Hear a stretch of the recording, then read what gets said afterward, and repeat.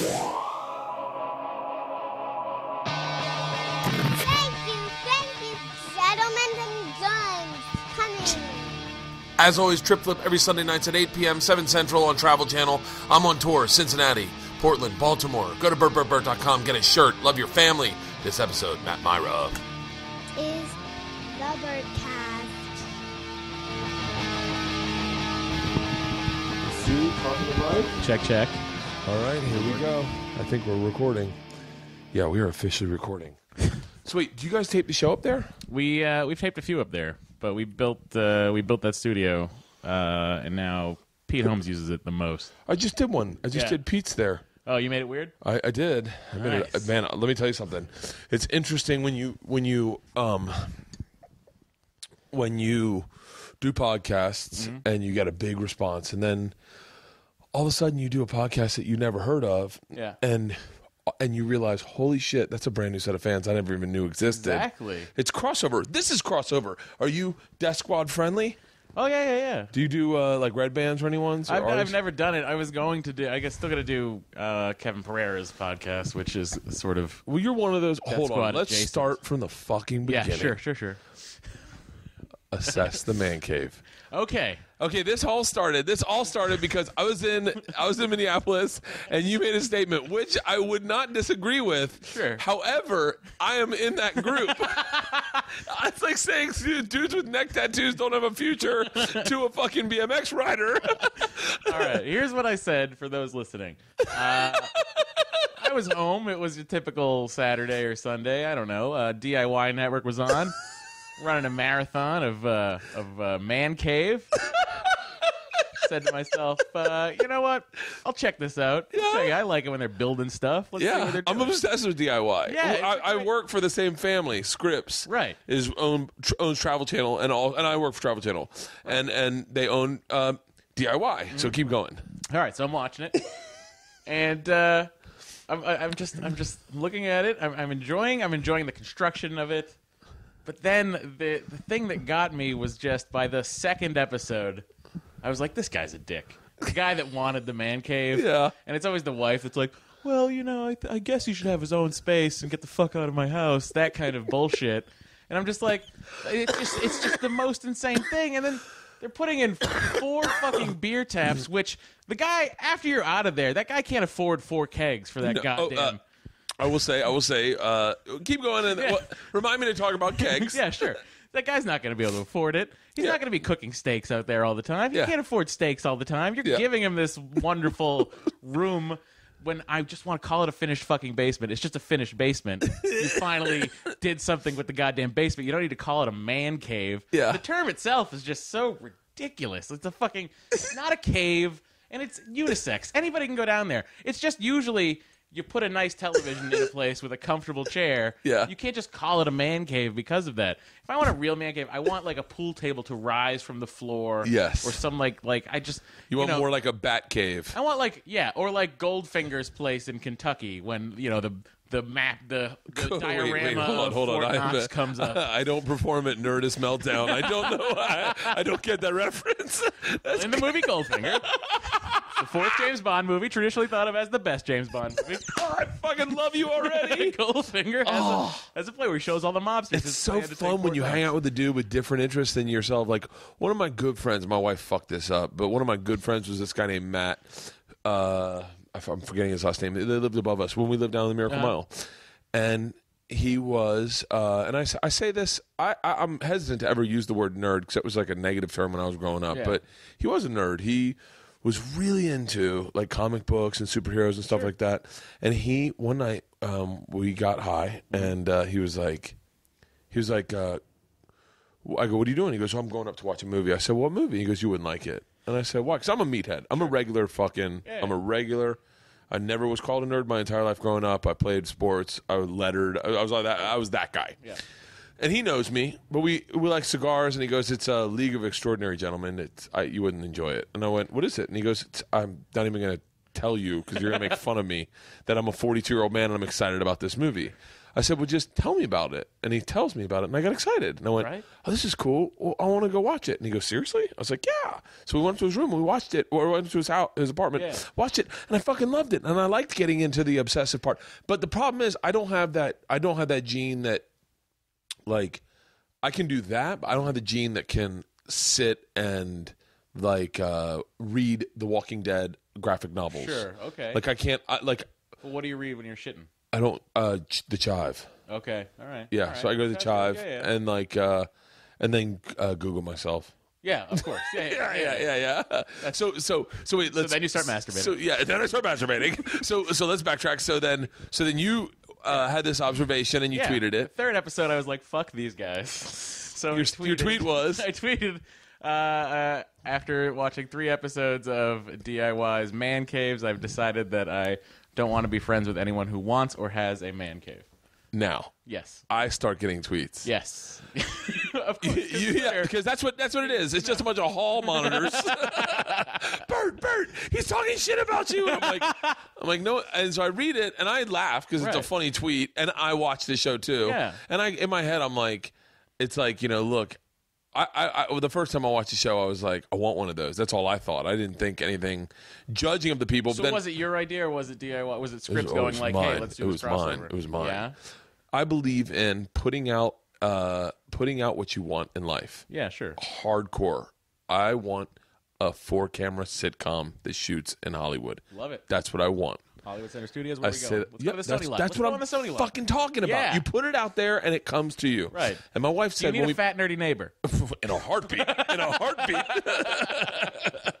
So we bought this house, and when we bought this house, I was not a fan of the house. Okay. This area right here was attached to the garage. It was a walk. You could walk through, like right where that wine refrigerator is. Of course, which you've kept so nicely stocked. It's not bad. It's actually fucking stocked to the because gills. you don't drink wine. That's your fucking problem. Are you shitting me? You should Google me. So that was they closed that off. But what happened is we came out and I saw this area. My dad was like, "Buddy, you should build a man cave back here. It'd be really nice." And it was a woodworking shop, this area. And I was like, yeah, that would be nice. In my head, I was like, yeah, that'll be my dream. I'll buy this house so that I can just ultimately one day I'll work on this. And I like doing handy guy type shit, although I'm not good at it. So we bought the house, and then my wife kept saying, "There's a show, Man Caves. You should get on Man Caves." And I was like, yeah. And I knew there was a crossover, but I didn't know it would work. And then one day I was at an upfront in Dallas, and I literally went right up to the SVP of DIY, Andy Singer, who's now my boss. Sure. I was like, I want a man cave. And he was like, we could do that. We should do that. And he was like, we should do some crossover stuff. Yeah. He goes, yeah, well, we'll talk about that. And I said it to everyone. I was like, I want a man cave. And then he jokingly said, but he went to the University of Florida. I went to Florida State. Okay. He goes, I give you a man cave, I'm going to put gator shit all over it. Hence those gator heads right there. So, and so I got to keep them there out of respect. Right, of course. But so, yeah, I got a man cave. It was amazing. It's the most amazing you've thing. Got exposed beams in here. Oh, this is architecturally, it's beautiful. It is gorgeous. It is actually. It's nicer than my house. I will say, of the 3 man caves I saw finished, this is the best one. Rainn Wilson has the best one. Oh, really? Apparently. Did he do now? What's the deal here? Do you guys split cost, or do they say, "Here, take it, you got it"? You got it. Oh, son of a bitch. It's nice now, deal, huh? Yeah. No, you look around. You're now I'm like, yeah. well, Now you're this like, is something. Fucking, it's a gift from the gods. Can they do anything in townhouses? You look around. These are the things I love about it. So if you look at this, I can close this, and that's a map that comes down because I'm on Travel Channel. All right. Pretty fucking nice. I'm on board with that situation right there. Yeah, you had some James Bond shit right there. Oh, that's very much James Bond shit. And then you got the comedy records. You got Kinnison up there. Yeah, Kinnison, Andy Griffith. Andy Griffith, of course. Red Fox. And then, of course, Pryor, but I can't. My wife's like, you got to take them down because the N words in that one, and my daughters can read. So it's like, fucking seriously. Yeah. Yeah, well. And so then I got pictures of like things I've done. It was weird because they just put those up, and I wanted to change them out, but I never have. Yeah, of course, you're not going to. And then, and then here's the funny thing about kegerators. Yes, okay. Kegerators are really a great idea on paper. Yeah. But man, it is a pain in the fucking ass. It's a lot of upkeep. It's like dating a stripper. Like you gotta clean out the holes. Like it's a nightmare. So like I got the kegerator and I was like, this would be great. Bought the first keg and then used it and then didn't use it for like 3 months. Yep. Because it's so much easier to I just fill it with beer now. No shit. Yeah. That's what you're supposed to do. That tap is useless. You got to have some guy come in and clean the lines. Yep. Like you can't. That's why bars have people that do that. Yeah. For a living. That's their job. They go clean the lines out. It's so funny though. Yeah. But I will say my experience with man caves was I was like one of the best things that ever happened to me. I'm gonna watch your episode. I'm gonna download it. Oh, I look so fucking unmanly in it. I am such a You're talking to a guy wearing cargo shorts, so I'm on board this not looking manly thing. Wait, what? So let's digress. Sure. And then let's talk about the nerd concept. The nerd concept, yeah, sure. Are you like a self-proclaimed nerd, or were you really like a nerd growing up? No, I mean I was nerdy, and when I found that out, it was in 6th grade. I got invited to a Halloween party. Yeah. And I showed up dressed like Scotty from Star Trek. Oh my God! Do you know how much that endears you to me? Like that makes me like you so much. See, there's a thing I have that I think everyone has is like sometimes you see people jump on the nerd bandwagon and try to make $1. Yeah. Same way people did with Blue Collar. It made me crazy when you do stand up and people are like I just it's like I like those guys. I'm a blue collar guy. I like to fix my own car. What can you say? And you're like, bullshit. Fuck you. You're trying to hook onto a brand. Don't be brand. What a carburetor does. Tell me what a carburetor does. Be who the fuck you are, and I will like that. Yeah. But when I saw you walking up my front yard, I was like, I think you're genuinely. Of course. You are who the fuck you are. Yeah. Yeah. I have a hoodie and a beard and I'm fat. Yeah. Nerd. off the bat. No, it's a thing, and now it's become a thing where you kind of see nerd posers out there, and some people call Hardwick a nerd poser, but if you look at that guy's fucking background of Latin, AP Latin chess, starting the chess club. But if you listen to y'all's podcast at all, you understand that his passion. You know what he is? He's a nerd with a fucking stylist. He's a nerd with money now. Well, yeah, that's why you see him on Talking Dead in great looking blazers and ties that match whatever fucking plaid pattern. I've known Chris for a long time. I've known him. I knew him. We had the same executive producer that Singled Out produced my first TV show. Oh, nice. So we used to pass each other just randomly, and we were both unworking comics, and so and we were always going out for the same pilots. Yeah. So. But yeah, I never thought of him. I never think of anyone in comedy I think of as the same kin. Yeah, of course. I believe that if you start in this business as an open micer and work your way a up, fellowship there. There's a hardcore fellowship. I still run an open mic at Meltdown.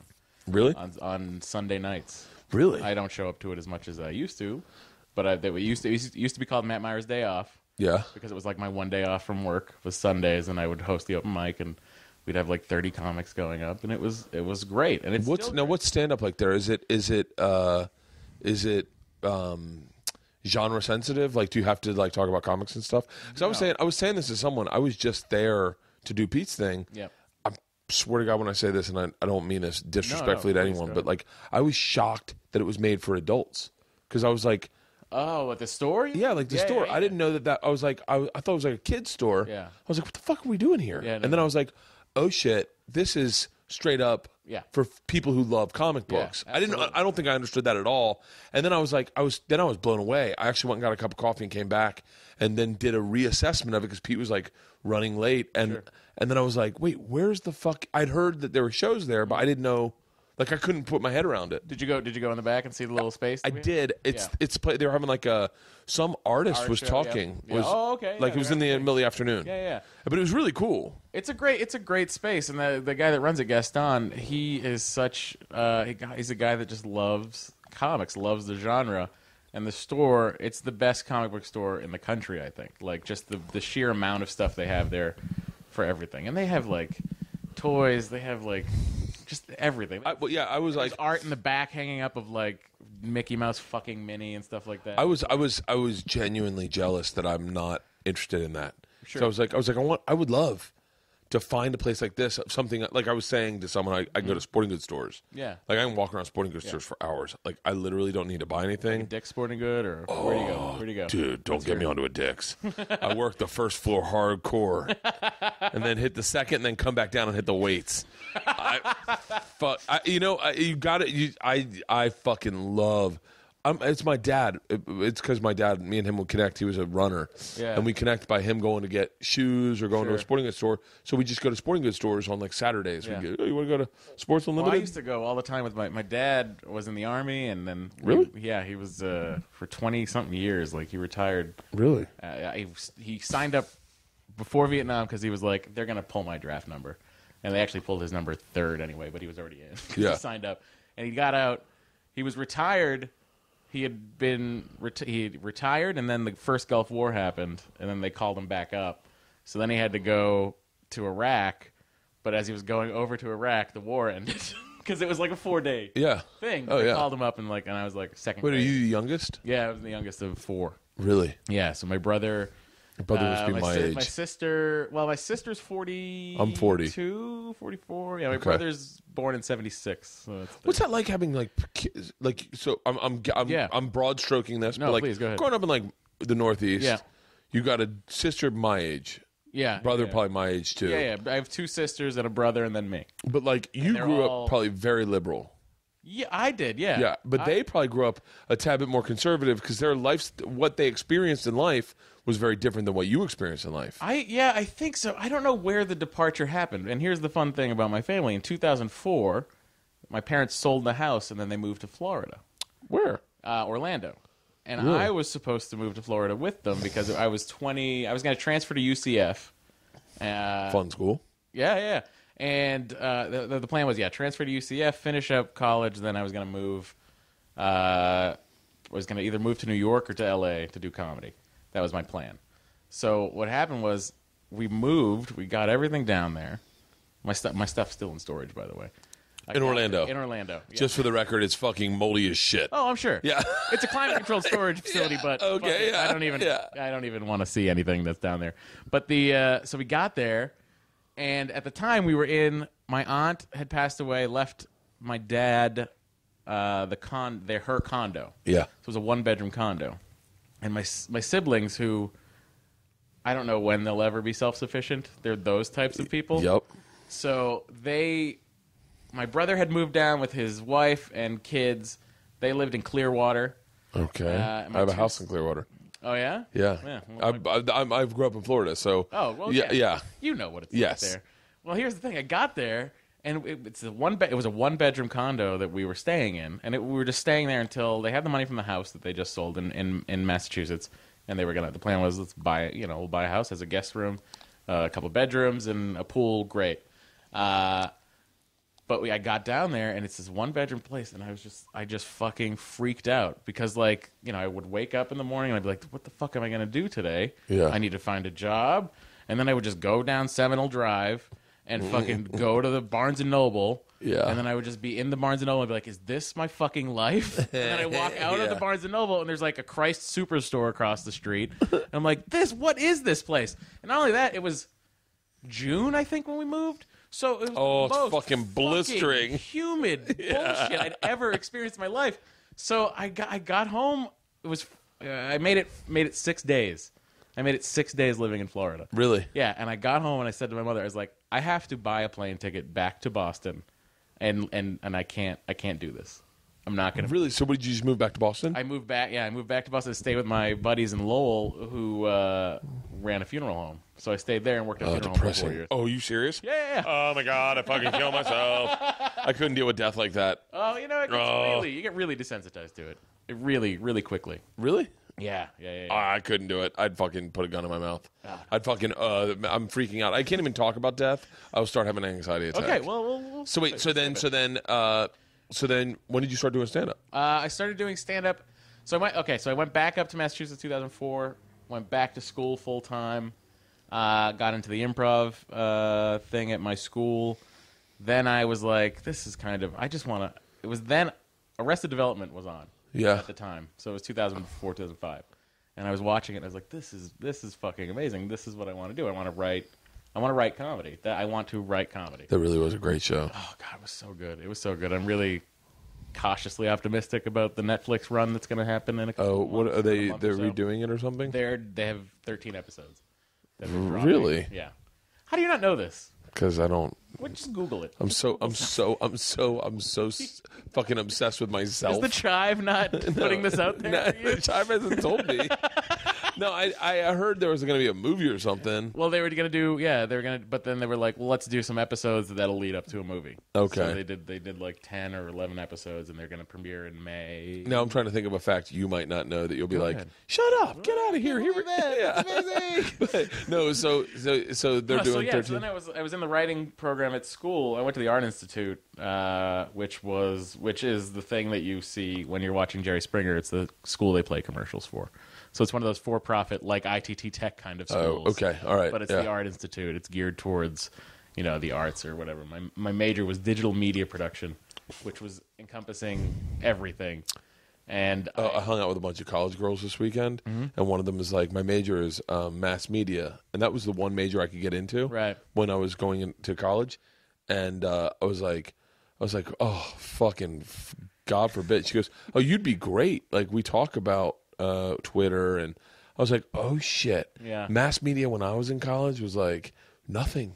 They were like the news. Well, there was no such thing as like fucking what is technically mass media these days. Yeah, no, it's a bizarre flash that we saw. We lived. I remember getting an email address in college and going, well, I'll never use this. You got a .edu. And I was like, yeah, good luck. I remember that one of our things was, one of our homeworks for creative writing was, all you had to do was take the paper we had previously written and email it to the professor. We had to email it. I was so fucking lost. I can't even tell you. I was like, I have no idea. How do I do that? And they were like, well, what you do is you go in, you cut and paste. And I was like, oh, stop right there. Now when I hear myself talk about it, I'm like, what a fucking idiot I was. Right. But I was like, how do I cut? And they were like, you cut, you paste it onto an email, and you email. And I was like, I remember thinking, this will never last. No one's going to be doing this shit. Oh, it was insane. When I got to college, that was sort of the birth of MySpace.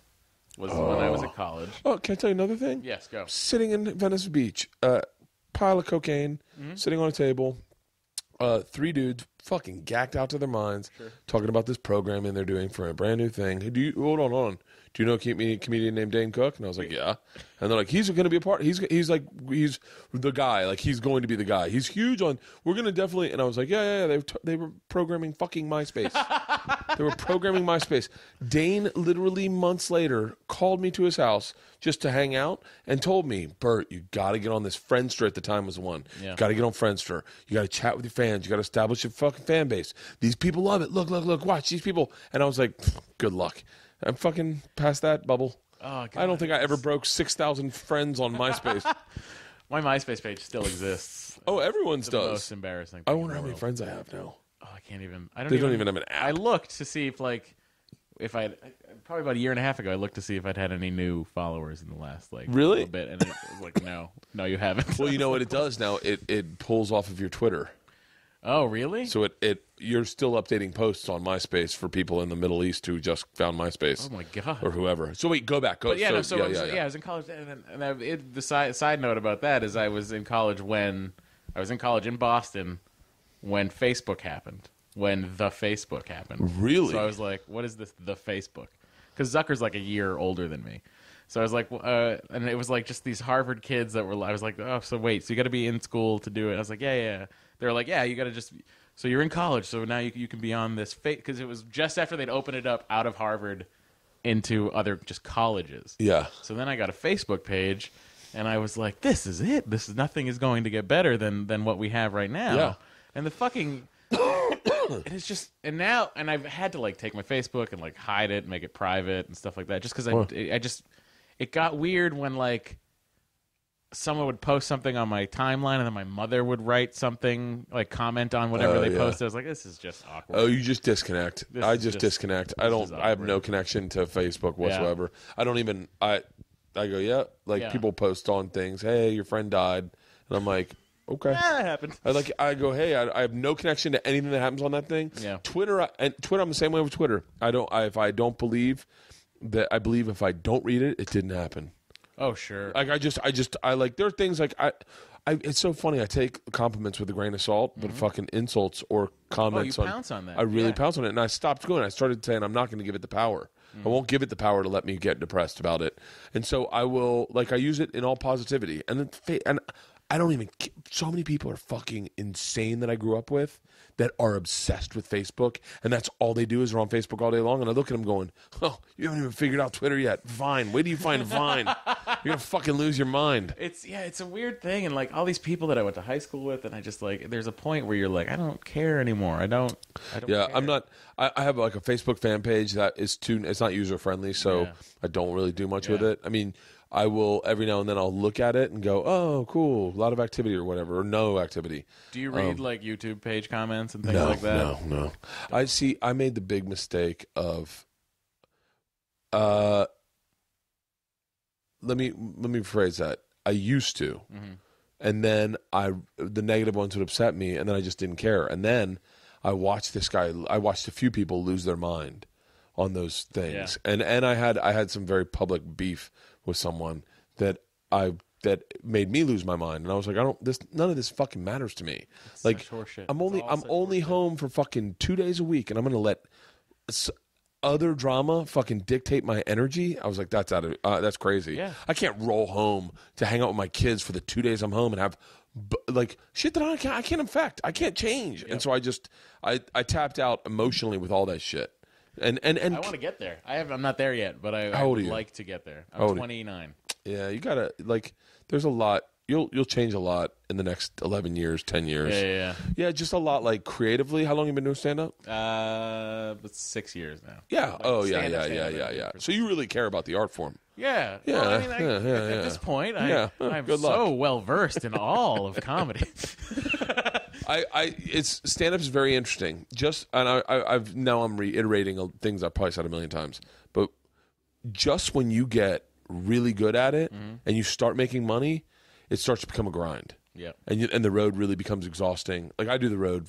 I do the road half of the year, and I do TV the other half of the year. Yeah. So and your TV is Travel Channel. So I'm traveling. So I'm always gone, and so it's interesting because right when you get your voice, I've been doing it 15 years, and I think I just found, I just got to a place where I'm very comfortable on stage. I'm not trying at all. I found my voice very early though, but I just wish that I had the passion I did when I was 4 years in, 6 years in. Yeah. Because when you have that passion, you're hungry and you're fucking send me on the road. I don't give a shit. Now I just get on the road. I'm like, I really miss my family. I want to come home. Yeah, it gets like that. I mean, we'll go through stretches of. Do you do the road? Traveling? Yeah, we do. We'll take the Nerdist podcast on the road sometimes. Really? Yeah, and I've done some dates with Doug Benson and stuff like that. So Doug's a great guy. Doug's fantastic. He really is one of the greatest guys. So much. And Doug's one of those guys you can sit and learn Well, he's really quick, and the way he thinks, kind of, it's almost like Snapfire. I love watching him. I love doing a podcast with him with a big group of people and watching him kind of dismantle things you say or pick apart things you say. Or, I get a real kick out of Doug. I would love to do a date with him. I'd love to do more dates with more people. Yeah. I just do them by myself. Well, you're headlining now, right? Do you take a middle, or do you just go with whatever the club has? A lot of times I just go whatever they have. It's it's a pain in the ass. I mean, you need one guy that you're married to, and then you need him to literally drop everything for your schedule in order to take him everywhere, and that just doesn't exist anymore. I mean, dudes that have been doing it, like yourself, dudes who have been doing it for 6 years, have working jobs in show business, or have very successful podcasts, or or love to work in LA. Like when I started, I would give up everything to go with someone in a heartbeat. Well, I just finished up the Nerdist TV show, which we were doing for BBC. So we shot them all, and now for those of you listening and I should have said this at the beginning of the podcast, you are a co-host on the very popular Nerdist podcast. Yeah, I'm on the So and it's Mira, Mira. Don't worry about it. Everyone does it. There's a BMX guy. Dave Mira is 2 R's. Yeah. That's the difference. I'm Matt Mira with 1 R. It's just phonics. It's okay. Phonics. I thought Ben Hoffman was Matt Hoffman, the BMX rider. Oh, of course. Yeah, I listened to half a fucking Rogan podcast thinking, this guy's funny as shit. How come he's never... I don't know why he's been jumping off fucking half pipes his whole life. He's great. I wish I had a fucking PlayStation game named after me, like Dave Mira. God. So wait, so you were saying... What was I saying? About Nerdist. You did the TV show. We just wrapped up. So what happened was what is the Nerdist TV show? It's essentially like a talk show that's on BBC after Doctor Who and Orphan Black. It's their Saturday night lineup. BBC America or BBC America, them? And it airs on like Space TV in Canada and some other places in other countries. Dude, tour Canada. Oh, I love Canada. That is the best country. I love Canada. Fucking Canada. I've done like 4 or 5 shows in Canada, and every time I go to Canada, I fucking love Canada. They pack out. They have a ton of money. Their fucking sensibility is awesome. I'm obsessed with Canada right now. Up until like 2 weeks ago, I carried around Canadian money. It smells like maple syrup. It's amazing. It's great. Yeah, their money, it's like have you seen the new 20s that are see-through? Yeah, it's crazy. I came home after selling T-shirts. I had a fucking stack of 20s, and I was like, "Kids, it's play money. Smell it." I fucking love Canada. Canada. I've said this before, but Canada took all of America's ideals and implemented them correctly. Yeah. I'll say that. Exactly what happened. I had a blast. I don't want to suck Canada's dick. No, but have you been to Australia? I haven't been to Australia. I hear amazing things about Australia. Australia's Canada's hot sister. They're fucking awesome. Australia is ideal, but it's so fucking far away. Yeah, that's the thing. The only problem with Australia is they just moved that island a little closer. I don't know if I can do it because I have this thing where at this point in my life I've never gone to the bathroom on a plane. Like not number 1, just number 2. Neither. What? I've never even seen the inside of an airplane bathroom. Oh, now I would get OCD about it. And I am OCD about it now. I just went to London, 10.5-hour flight, and 11.5 the way back. How did you do it? I just spaced my drinking correctly. And just do you not drink alcohol? Not on the plane because I don't want to piss. I drink like a fish on a plane. I took a shit on the plane today. How? I dropped a growler. I can't even imagine. This is what happened is I got up. My flight was early this morning, and I had a couple glasses of water right when I woke up. I'd like to drink like a bottle of water right when I wake up. Yeah. Took a shower, had 2 beers in my car driving to the airport. Got to the airport, had like 3 beers before we took off, and then all of a sudden, all that liquid was built up, and I was on the plane, and I was like, fuck, this is going to be bad. And I almost tweeted it. I almost said, oh, shit, if I had my phone, I'd read it to you, because I don't know what I said.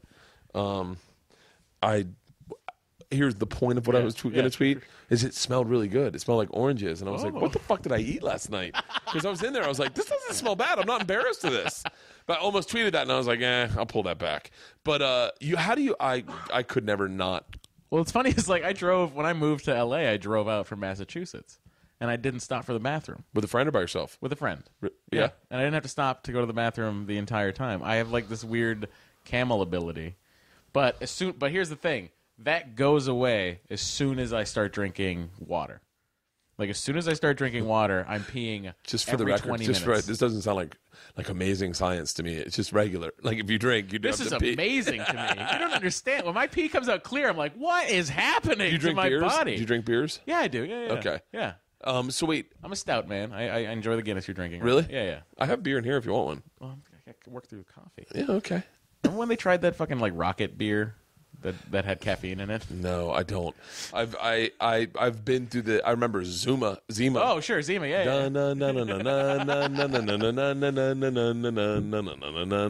wonder how close that is. Fuck yeah, I was a Zima guy. I was a Zima guy because that's when I started drinking beer. Is when Zima came out, and I was like, "Fucking just in time. This is my internet of beer. It's the clearly Canadian of beer." Yeah, and it's so we used to buy Zimas, and man, those things. Do you ever? I tweeted once that I would constantly order Smirnoff Ice if not for the stigma. Like in a bar, I would just order Smirnoff Ice all the time if there wasn't a stigma attached to it. Yeah. And then Smirnoff, I show up at work at Attack the Show. I show up at work, and on my desk is a fucking case, and I open up the case, and it's a letter from the people at Smirnoff that said, "Hey Matt, we know there's a stigma, but maybe you should reconsider." And there's like a whole fucking case of Smirnoff Ice. That's wait, I can beat that story. Go ahead, go. You ready? So I one morning I'm in San Diego shooting. I'm shooting Trip Flip, and the girls that we had gotten for Trip Flip, I had said something about combos, and they gave me buffalo and blue cheese combos, and they're like, we were just at the store. We noticed you said something about combos. We got these as a present. I had to take a car back to LA. Yeah. So I get in my car and I start driving back, and I'm like, God, these are fucking awesome. The next day I have to fly to New York, and I'm in New York, and I buy them again, and I'm like, and I was like, motherfucker. So I tweet combos. I go, combos, you're redefining my palate right now. I said, you're really blowing me out of the water. I said, I'm going to spend the rest of the day thinking of new flavor combinations. Anyone has a flavor combination, tweet it to me in combos. Right. Within a matter of minutes, 3,000 people tweet to combos, right? Combos direct messages me and is like, whoa, man, what the fuck are you doing? Like, this is ridiculous. And then, like, all through the day, they're like, this is crazy, man. You really got us a lot of heat. They only had like 1,000 followers at the time. And they're like, that's awesome. We really appreciate it. How can we repay you? And I wrote back very simply, combos. So they were like, seriously? I go, yep. And so they go, send me an address. They sent fucking 4 huge boxes of combos. And I fucking love combos. Oh, man, and at the time, my wife's cousin was a stoner, was living in my man cave. And him and his best friend, they were living in here. And I was on the road. They fucking would smoke pot and go and just eat combos after combos. Heaven on earth. That is such a cool thing when you and then I was like, then I started looking at brands I wanted to be involved with, and I was like, Butterfingers. How do I get involved with Butterfingers? I've been there. I'm always looking for free stuff. Smirnoff Ice is not bad. If you have a morning flight out of Texas and you want like a beer specifically out of Texas, I don't anywhere know within why. a 4.5 hour That's flight? just my story. That's just my story. It was out of Texas. I was like, one night I was like, here I am trying to put down beers in the morning to get on a plane. I was like, why don't I try Smirnoff Ice? Everyone fucking says it's good. It's really fucking it's the good. Fucking Sprite of beer. Yeah, it's really delicious. Good. It's like a Jolly Rancher. Oh, it's so good. Even the watermelon. I hate watermelon flavored everything else but Smirnoff Ice. Why is it that watermelon flavored everything? Like you can't drink nothing like watermelon. Yeah, it just sucks. I don't know. I don't know. I was in a car with my buddy one time, Walter. He's black, and I had watermelon bubble gum, and he was like, "Oh, what kind of gum? You got more gum?" And I was like, "Yeah." I go, "You'll love it. It's watermelon." Not like meaning he's black, you'll love it, but meaning that's the best flavor of bubble gum. And he was like, "Really?" And I was like, "I didn't mean it like that." And he was like, "Sure you didn't." You ever hear Todd Glass's bit about being in the car and trying to go to the watermelon festival, and they needed to ask directions, so they stop at this place, and there's a black guy, and then they're like, "Ask," and they're like, "No. You can't ask a black person the direction. Even if you're wearing a T-shirt that says Watermelon Festival 2007, you can't get out of the car and ask a black person. Todd's on Nerdist, right? Well, Todd's on the network. Yeah. The network. When I started podcasting, I started in 2008. I produced Todd Glass's first podcast. Todd Glass and Jimmy Dore had a podcast called Comedy and Everything Else. Yeah. I know that podcast. Yeah. Wait, hold on. Were you there for the Kyle Cease episode? Probably. Or was that just Jimmy Dore? Well, you would remember this. I left. Yeah. Was the Kyle Cease thing? Was that the whole stand-up school thing? Yup. I had left. I left right after Todd. That was the definitive turning point, in my opinion, for me for podcasting, where I was like, I will be listening to all of these. Yeah. I was hooked at the time. I remember that. Him and Stanhope had beef, and Kyle hadn't really spoke out, and Jimmy Dore got him on his podcast. I don't know how Jimmy got him on his podcast. I was like, don't fucking bail out, punch out. What are you doing, Kyle? You out of your fucking mind? That was a two-parter, wasn't it? Two-parter. And I listened to it from a drive from Sacramento to L.A. Listened to the whole thing on a laptop. Oh, Jesus. I was stopped at a fucking rest area to fucking charge up my laptop so I could keep listening to it. It was so fucking good. That is, yeah. Those are all still up there. If you're listening and you have never heard that, you should go download the Comedy and Everything Else with Kyle Cease. Is that really still up there? Yeah, because how does that work? That server that comes out of my credit card. I still pay for that server to stay up. Really? Yeah, it's like it's Libsyn, so it's like $30 a month or something like that. So is that what that is? I don't really understand much about podcasting. Yeah, I mean, it stays there as long as it stays there. It just will stay. So when you go to say Bill Burr, Bill has you're downloading all his podcasts, and all of a sudden it stops, and he has a brand new place where you can download his podcast on. You know what I'm talking about? Yeah, that's because the RSS feed switched over because he switched over the server, so the feed had to change. Yeah. And same thing with Fitzsimmons did it. Yep. Okay. Yep. So if I don't ever switch out of Libsyn, you're gonna stay. It'll stay. It'll always. You need to always forever. Just. Yeah. Interesting. Yeah. Now, do those guys actually those guys switched was to go to Libsyn. Really? Yeah. Libsyn's a shit. Yeah, Libsyn's great. I'm on Libsyn right Libsyn's now. fantastic. Yeah. I love it. It's you don't have to do anything. Do you have access to your Nerdist podcast's Libsyn numbers? Yeah, well, me, Hardwick, and Katie, our producer, are the only 3 people. I know Katie. Yeah, Katie Levine. Yeah. And you can actually go in and log in. And look at the I can go How much fun is that? It's interesting. It's really funny to see like the Tom Hanks spikes, like the number spikes. Like when did you do an episode with Tom Hanks? We did an episode with Tom Hanks. Yeah. Oh wow! And just like because when you watch that, when you look at that graph, and at this point now, there's 330 or something like that, 340 episods of Nerdist. Holy shit! How many you put out a week? 3. What the? We put out 3 a week. Yeah. You do advertising? Yeah, they do advertising. Yeah. I say they because I don't really. I don't touch that. It's just whatever the hell they work. I don't do advertising. Whatever. You should. Nope. No. It's pointless. Well, yeah. I mean, so someone can fucking try to figure out how to skip ahead 3 minutes of my podcast. Like, well, I mean, you do if you do it. Yeah. I mean, I do enjoy, by the way, how your podcast just starts. Thank you. I Thank do you. enjoy that. In my head, I'm like, I'm being dead serious. Yeah. This is how I'll do this business wise, if I choose to. I mean, I don't ever want to be owned by somebody where they're like, listen, you got to put out 2 a week because this money's coming in. Your agents are involved. Your managers are involved. I don't want to do that. The other thing is, I'm buying a vodka company, so I'm gonna sell my own vodka. I'm looking at you like that's a normal thing to do. Sure, yeah, buy your vodka. Because you may not. In my past, I was. This sounds so weird to tell someone who doesn't know, but like I was. Oh involved, no, I'm familiar with the Rolling Stone article. No, I was involved with the Russian mafia, and I robbed a train when I was a kid. I heard that story. Yeah, I heard that story. So I'm gonna Also, buy. the sentence is amazing. It's an interesting I sentence was to involved say. with the Russian and I robbed a train. I'll So what do you think of Die Hard 5? Mother Russia. So I was like I'll just buy a vodka company and then sell that vodka. And the way I'm going about it is a little different, but if this goes through, it should be fucking awesome. Yeah. So then I'll sell my product. Why be the middleman for someone else? I'll sell my product. And because that's what I'd love to have is a liquor or Well, you beer know how liquor sponsorship. distribution works, right? There is a middleman, the distributor. No. But I meant like I want to get the profit. So Right, like of I don't course. want to fucking just advertise for somebody. So because I'd love to have a beer sponsor or a liquor sponsor for this, but they just don't know that the numbers work yet. They don't know. They understand downloads. They just don't understand if people listen to it. They're figuring it out, and that's the thing too that people are starting to realize. Advertisers are starting to realize that when people listen to podcasts, they fucking listen to podcasts. But here's. And I know this is probably bad business to talk like this about go ahead. podcasts, but No, I don't it's care. I'm cool.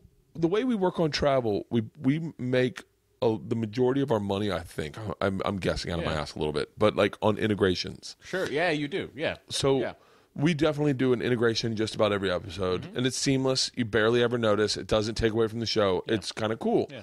I want to do integrations on my podcast. I don't mind doing advertisers, but I'm not going to do like Stamps.com. Stamps.com/WTF? Yeah. But like I want to do a straight up integration. I will do something if you give me said product and it can make sense in my show. I will do that. Like if like my buddy John Mans made these Dinkum System arms and then sent them over to me, and he was like, if you want to use these on your show, use them. And I said, of course, and I'll always mention Dinkum Systems. Yeah. That's an integration, and it's seamless, and they're really cool. Yeah. But like that's how I want to do advertising on podcasts, because I don't believe, like I know for a fact that I listen to more podcasts than the majority of America. Mm-hmm. I don't use the products that they advertise. Sure, I don't even listen. I've never been to Stamps.com. I've never the whatever the one is where you can create your own business and. Wait, like Legal Zoom? Yeah. Fucking really? Like seriously? Like I don't mean to shit on people's products, but like I don't know where they're getting their numbers from.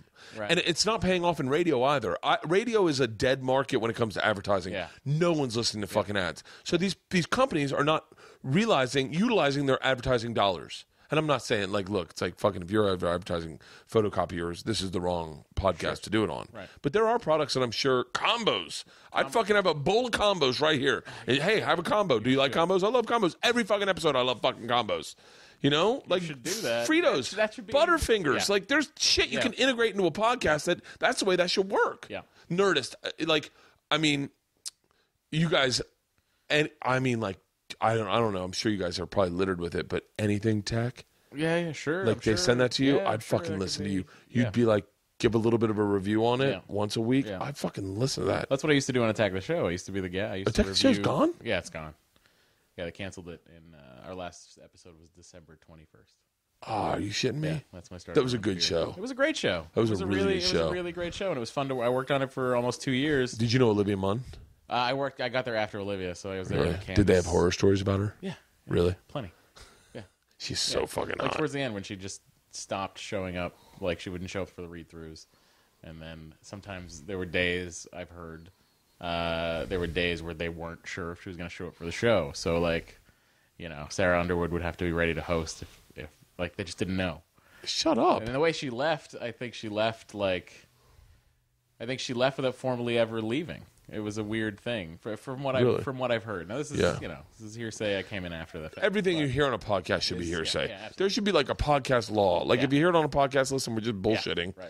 Like don't fucking take for the things I've said on podcast. I'm like fucking really. Are we really Right. gonna fucking? Well, they're rebranding G4 as the Esquire Network.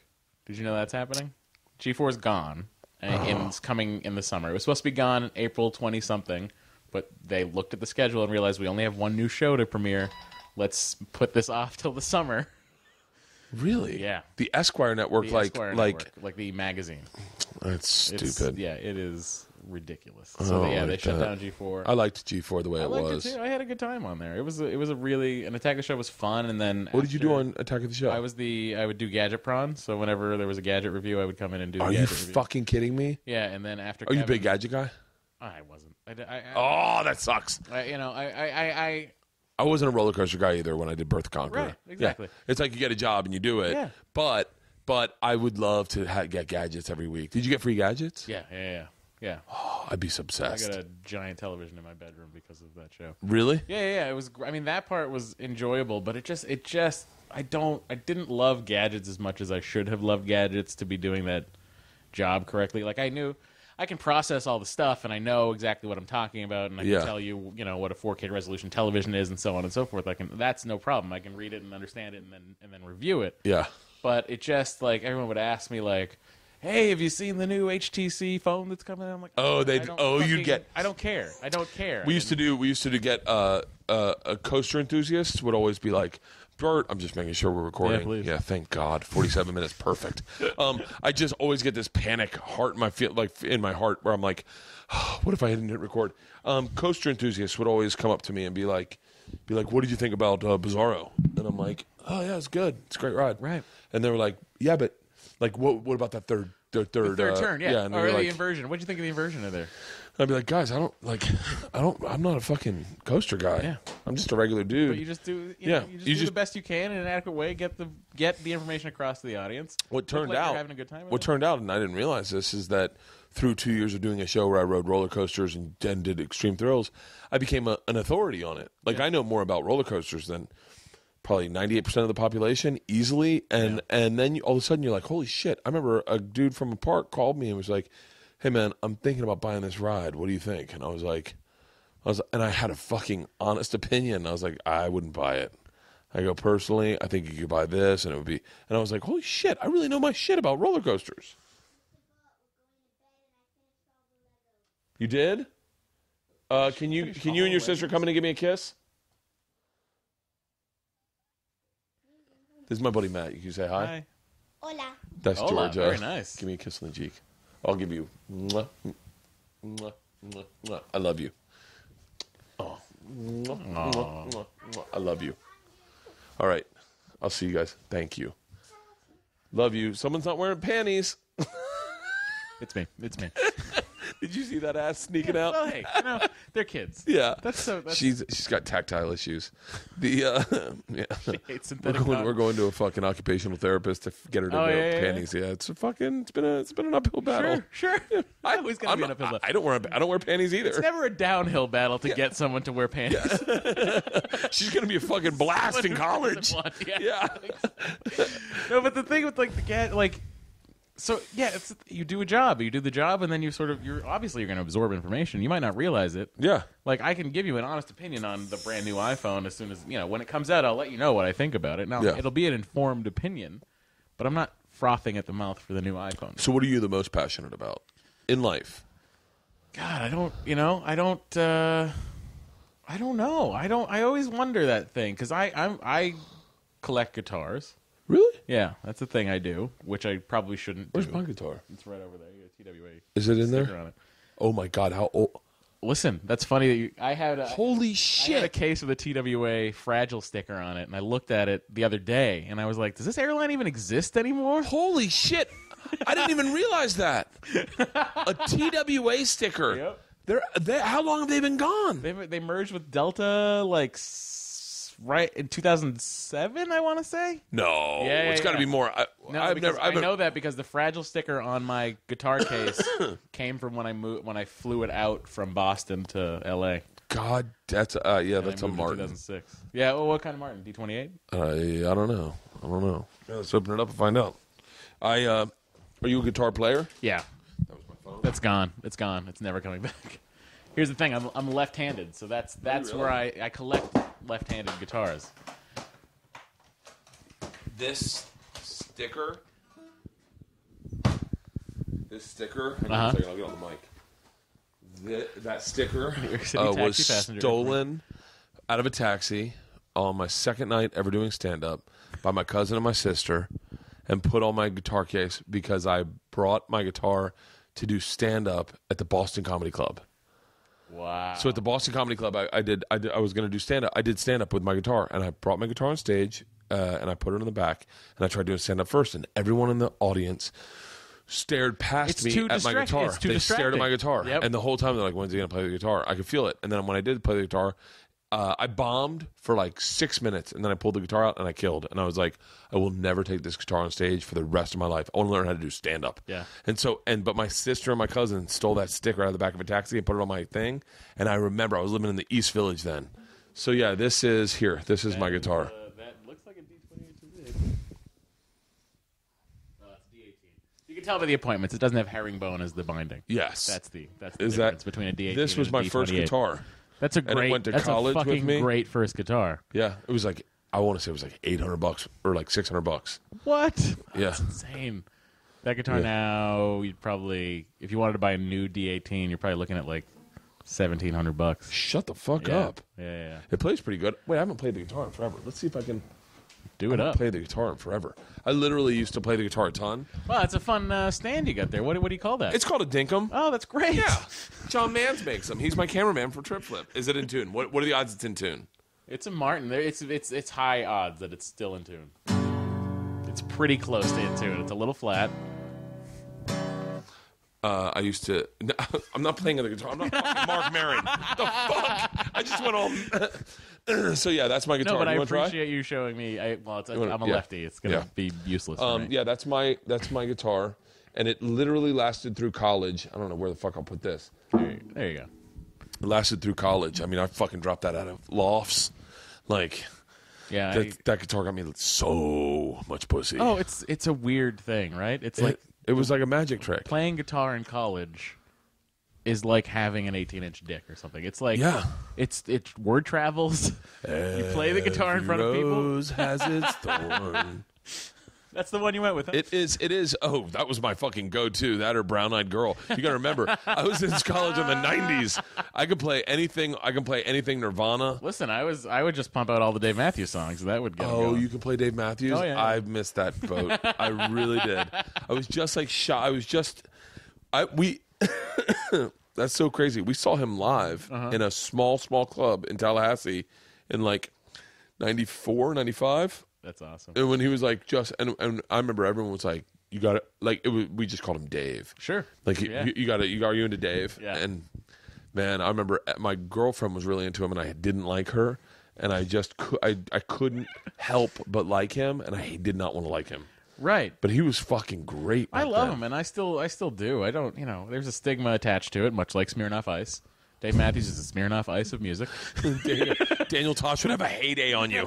Smirnoff Ice, Dave Matthews. So what's next? Cargo shorts. Cargo shirts. No, but yeah, and I've hung in there. I've seen him in concert 43 times. Really? Yeah, and I still go, I'm going to the Irvine show in August. Really? I'm gonna go see him again. Yeah. What's he play now? Does he like have new albums and stuff? Yeah. He's been, they just came out with an album last year that was pretty good. I think they have 9 studio albums now. Holy shit. Yeah. Yeah, I haven't. He was great. I don't know why he got such a bad rap. You get a bad rap when you sell to people. When you sell to, I think I've been to the concerts. Yeah. I've seen the people that like him. That's why he got a bad rap. is that those the are same fucking thing? people- But is that? I mean, like, and I say this, knowing that people are going to shit on what I'm about to say. But is that what happened to Dane? I mean, Oh yeah, no. Is it Listen, the same to here's Dane the have thing. the Dave I was Matthews? in Boston at the peak of Dane Cook's powers. yeah, Like at the fucking let's sell out the Fleet Center 3 or 4 nights in a row. It was that. Yeah. Like, and I didn't get Dane, but I knew enough to when I watched him to go, he's a fucking amazing performer. I was there. I was in L.A. That's my wife going in the garage to get T-shirts. Thank you everyone for buying T-shirts. I was here in L.A. In like I moved. First started coming out to L.A. in like '99. I want to say probably '99. Yeah, and I saw him doing clubs in '99, and I will tell you right now, no questions asked, the strongest comedian I've ever seen do stand up in my entire life. He owns the fucking stage. He owns and that I was stage. I'd come out of New York and where like people bombed. People would bomb all the time, and I would bomb, and then I walked out here and he never bombed. Nope. He destroyed the second he touched. He could go into the worst set possible, like the worst nightmare show ever, and destroy the room. And I got to be honest with you, his material was top notch. Yeah. I loved the shit he was talking about. I was like, how come I'm not writing like this? I just felt like and it's ironic that I say this because I'm probably guilty of it too, but I just thought it was too referential. I thought that a lot of his stuff was, he would reference something that he knew that the college kids had enjoyed from their childhood or something, and like throw that in. Yeah. And then they would go fucking. That was nuts a for lot it. of people were doing that at the time, though. Yeah. Dane was like the most proficient at it. He was like that special he has. I believe it's from the Fleet Center in Boston. Yeah. Or I guess it's the TD. Is that the one in the round? now. Yeah. Yeah. Yeah. Like if you watch that fucking special, he's like, just it's him and a stool, and he fucking owns that circle. The people there. The people there could not have been more impressed by Jesus Christ lowering himself from the arena. Like it's just that is like the peak of that is what Steve Martin the reactions he was getting is like what Steve Martin would get in the 70s. Like when Steve would do those huge shows, those arena shows, and that. And I will always give Dane Cook credit for being an amazing performer and an amazing I can say he's an amazing stand-up and still not totally enjoy his material. Yeah, There's a craft to it. I know what you're saying. Yeah, I know what you're saying. I mean, craft there's guys that I go. There are people where I go, where I'm a fan. I'm not necessarily a fan of them, but I can appreciate them. Like where I go, there are people I don't like as a person that I go. They're still good stand-ups. Yeah. But like Dane was Dane. But I wonder if it's the same. I wonder what that is, because your goal is to appeal to the most amount of people. Yeah. And then all of a sudden you do, and then because you do, people start disliking you because you appeal to, like Dave Matthews is the example. Yeah, sure. Like he was the one who people started making fun of people that like Dave Matthews. Very talented performer, amazing performer.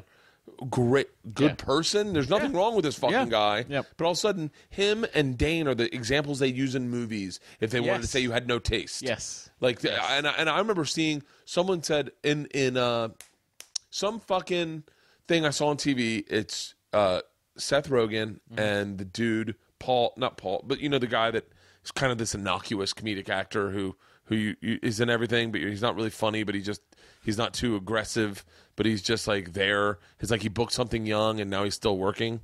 I don't. I think of a few names, but I don't want to insult anybody. But they don't listen to this. The guy, he's in like fucking everything. He's in 40. I'm 40 now. Oh, this is 40. Or yeah. no, this is 40. This is 40. Yeah. Yeah. Rudd? Paul Rudd. Yeah, Paul Rudd. Paul Rudd. Like he's not like a hilarious. He's a regular. He's just an actor. Right. And then he just got into these roles. It's not like he's like a writer or anything. He's just an actor. Yeah. Him and Seth Rogen are doing a improv about how gay they are. Oh, that's in 40-Year-Old Virgin. Yeah. Yeah, and he goes, how I can tell you're gay?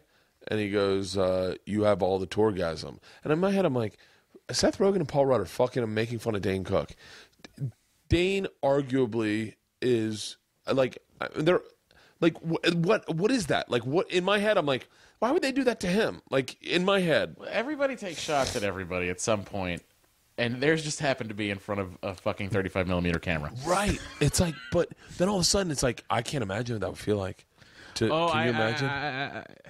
It would fucking break my heart. Glimpses of it on Twitter, like it's not a movie, but it's like a guy with 3 followers who tells me I suck, and it's like, I had a guy sitting in a movie theater. I couldn't begin to grasp that.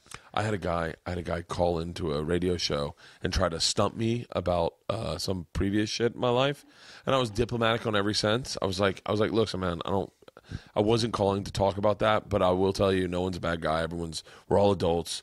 I appreciate that you love these podcasts. Thank you very much for listening. Yeah. I was trying to be as diplomatic as possible, and then the guy blew up on Twitter, and he's like, called me a thief and a hack, and I was like, oh my God, I got so upset. 3 followers. 3 people read that, and I was literally like, I so badly wanted to reply and correct him because he was wrong. Yeah. He was just simply wrong, but then I just was like, and that's the thing too. And you look at them, and I bet those 3 followers were bots. They were just like, it's trolls. I want to start my own little fucking Twitter account and just troll people. It's got to feel good to troll people. I'm sure it does. Just to be like, you suck, faggot, and you're like, what the fuck? I would love to do that. Not so much that I have it in me that I want to troll people. I just want to know what they get out of it. I just want to feel what they feel. Yeah. Like, and just be like, what is it that makes this your life's work right now? How long have you been in the public eye on like Twitter and stuff? I didn't join Twitter until 2009. I was kind of a late bloomer to Twitter. Wait, and then, that's probably when I joined. January 09 is when I joined, and I was on comedy and everything else at that time. So were you like being like a co-host or just producing it? Well, I was producing, but I had a microphone. So okay, to as much as Delabate talks on Stern, that's like I would pop in and say things. Well, but you do have Todd Glass, and Todd has never been. Todd. He's fucking. Todd's so fucking funny. He is one of my favorite podcasts to listen to. Oh yeah, because it's weird as fuck. Todd. I am so fortunate to have spent. I think Todd and I did like 60 episodes of that show together, and every single time there would be tears from laughter. He's so fucking funny. He's the one that introduced me to that guy Rory Scovel. Oh, Rory's the best. I love Rory. I never met Rory. I met him once. But I listened to him on Todd's podcast, and I was like, this guy's funny as shit. Rory's amazing. He really is. He is, and the thing with Todd was like the thing that Todd and I loved most about doing that podcast was our drive, because we would drive out to Jimmy Dore's house in Pasadena. Really? So we would carpool every time, and just we would just die laughing. We would just. Now, did you know? Did you think he was gay? I'll say this: I wasn't surprised. I wasn't surprised. But I was definitely surprised. You weren't surprised? You were definitely surprised. I wasn't surprised, but I was. He came out, or were you surprised? I was surprised he came out. Yeah. I think he just like you said, you can listen to that. You can listen to that WTF, and Todd will speak for himself. But I think he just sort of had enough with it. And the great thing about Todd Glass is that it doesn't matter if he's gay or not, and it never came up in our friendship. Yeah, and Todd and I are very good friends, and it was never even a thing that ever even entered either of our conversations. It is the way sexuality should be. Yeah. I don't sit here and talk about fucking my wife. Yeah, exactly. I don't talk about chicks or anything like that. And I try talk about your daughter's panty. my daughter. Yeah, my daughter didn't come in pantyless. But like that's the way life should be. It's not your sexuality. My sexuality doesn't dictate me. And I think what I think happens sometimes is that people in a position of I will say like what could be considered a minority where they need to fight for their rights. Yeah. Sometimes they allow their sexuality or that thing to define them. Yep. Be it African American, Puerto Rican, Sure, they pick up Native the fight, American. and that's what they do. Yeah. Be it fucking Christian, right? Right. They let that define them, and I think sometimes that bugs me because I'm like just be like me, which is horrible to say because I'm a fucking white man who nothing's ever had. I've never had a hard time day in my life. But every door I've ever wanted to has been open for me. What the fuck am I? No problem. Yeah, what's my struggle? You could have been a member at Augusta forever. Yeah. yes. I sometimes wonder why I'm not. I'm like, how the fuck did I not get in there? But I just it's like I don't let my sexuality define me, and so sometimes when I see that I go, oh well, it's too bad that that's all they are is gay. Like they should be more than that, but I guess they are. They're just fighting for their rights. But that's the thing about Todd is Todd's just Todd. Yeah, he's just like everyone else. He's the reason I stopped saying, like I use the F word as a joke about a guy in this podcast. Yeah. But I won't refer to things as being gay. Todd and I use because it of each other all Todd. the time, and it's fucking great. I would never, but when he said that statement, I stopped using the term gay in like a negative connotation. Sure. Because I was like, wow, that's really insightful. Thank you for sharing that with me. And you just made a difference, and I will not do that. And I think that's sort of that we're moving in that direction. And I think it's funny that you brought up that scene in 4-Year-Old Virgin. Yeah. Where they're just insulting each other by calling each other gay.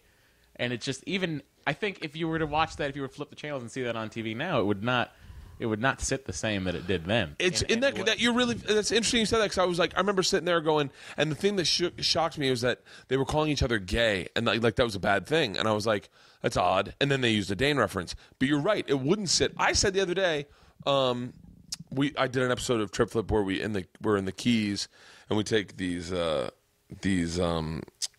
jet skis to a I feel so stupid saying this now. We take it to a sandbar. Of course. Yeah, why not? The reason I wanted to do that, it was my idea. They're like, where'd you come up with that idea? I was like, you're gonna hear how gay I am right now. But I saw that in Magic Mike. And when I saw it, I was like, I really want to do that. Sure. But I felt weird saying how gay I was. But it is weird for a guy that's 40 years old and married to watch Magic Mike and go like that. There is a question of my sexuality when I'm like, I just watched a movie about a male stripper. Before I came over here, I watched 3 episodes of Love It or List It. Love it or list it? I know it. I know it. Yeah, so wait, are you a big fan of DIY and HGTV?